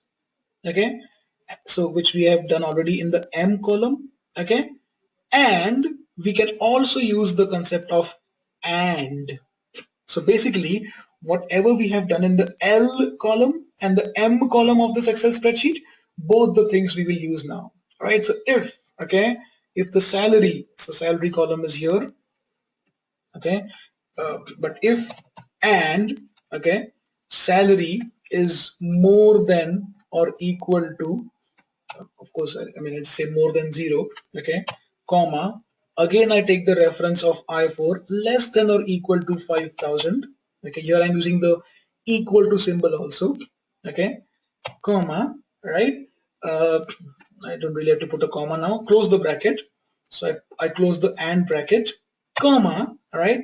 It says value if true. So I say band 1, comma, I say if again in place of the value if false. I start. The reason I'm using and here is to specify the range. Yeah.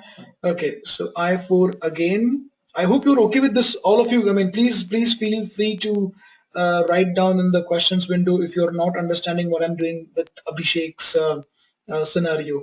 Okay. So if I4 is greater than 5,000, greater than as well as equal to 5001, okay, comma, again I select I4 less than or equal to 10,000, close the bracket, so my and is done.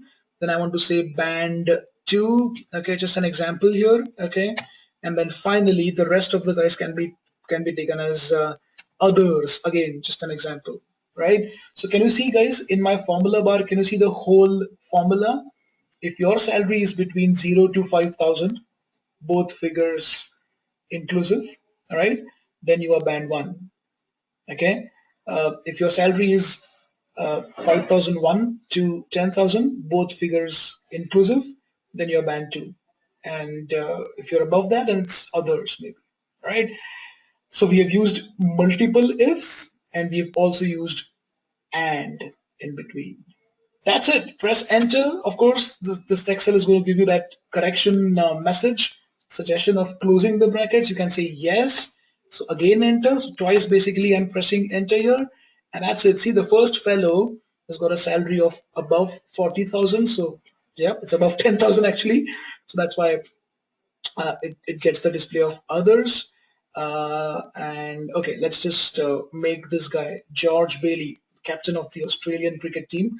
Let's make him 4,000. Check it out. See, it says band 1 now. See, this is automatically updating. So the formulas are dynamic, right? Control Z. If I press back to normal, see back to normal in the M column, also N column, right?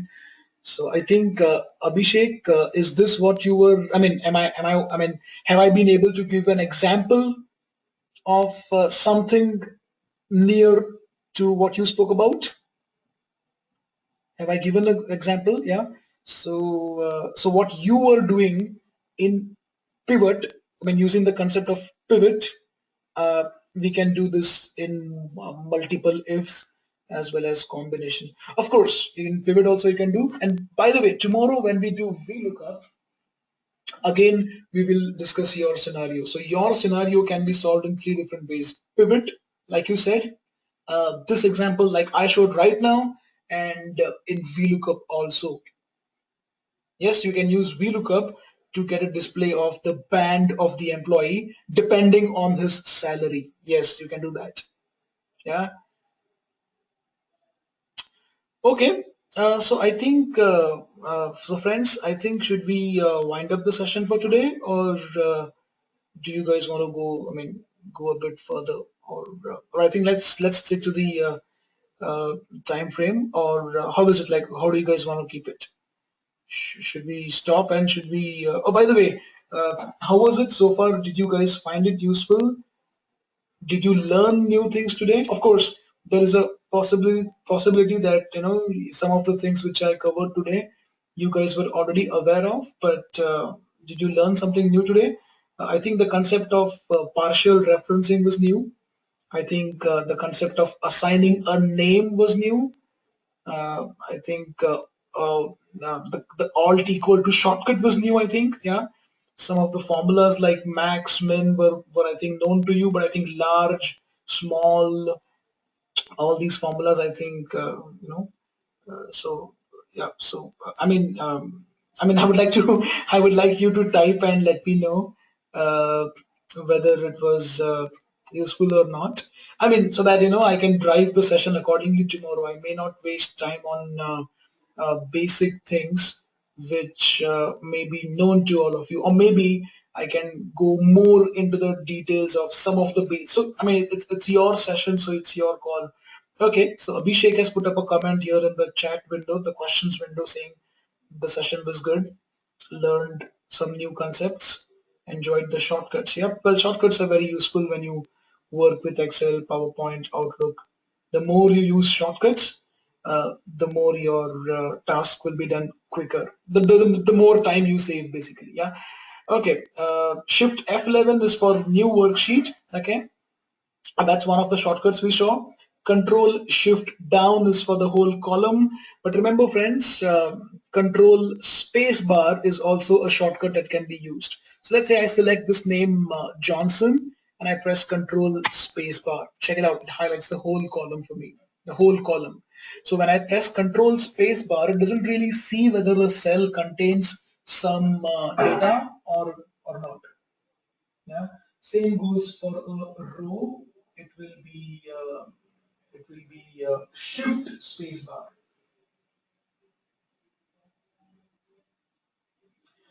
Okay. All right, friends. I think so. We will wind up today. Yeah, we will stick to the time frame from 8:30 to 11:30. Tomorrow again, we meet up at 8:30. Just a quick thing. Tomorrow we'll look at VLOOKUP. We'll see how to use the concept of name in VLOOKUP to make your life easy. We can also look at the concept of using true, the concept of using true in VLOOKUP. That is the concept of one. Generally, you guys must be using zero in VLOOKUP. So we'll also see how we can use the concept of one in VLOOKUP. You can say one or you can say true, whatever. They both mean the same thing. Yeah, like like you can say zero or you can say false. They again both mean the same thing. Yeah, so we can look at that. Then we will look at advanced lookup techniques called index formula. We can also see the use of match formula inside VLOOKUP, match formula inside index, right? Yeah, a lot of things. Okay, all right then. So thank you so much, friends. Of course, if you have questions about the session that we had today, please feel free to type right now. Some of you may be, some of you may be sleepy because generally, if you're sleeping at 11, then we've already had 11:30. So, but I guess you guys have signed up for this session depending on your availability and schedule. So, anyway, if you have questions, please feel free to type them right away. If not, then I think we will wind up the session. So, if you have anything, please type. I can give you a minute. If not, you can simply type good night and I understand there are no questions from you. Okay, so I just wait for a minute to see if people are typing anything. Yeah. Okay, I'm fine for today is what someone says. Thank you. Good night. Bye. Yep. If you are done, then you can just simply sign off and leave the webinar. If you have questions, you can wait. Yep. I think everybody is uh, leaving. All right then, friends. Okay. Farhan, do you have anything? I don't see Farhan typing. Farhan, I hope you haven't gone to sleep while your headset was on. I hope you did attend the whole session. Okay, great. Okay, bye bye. See you.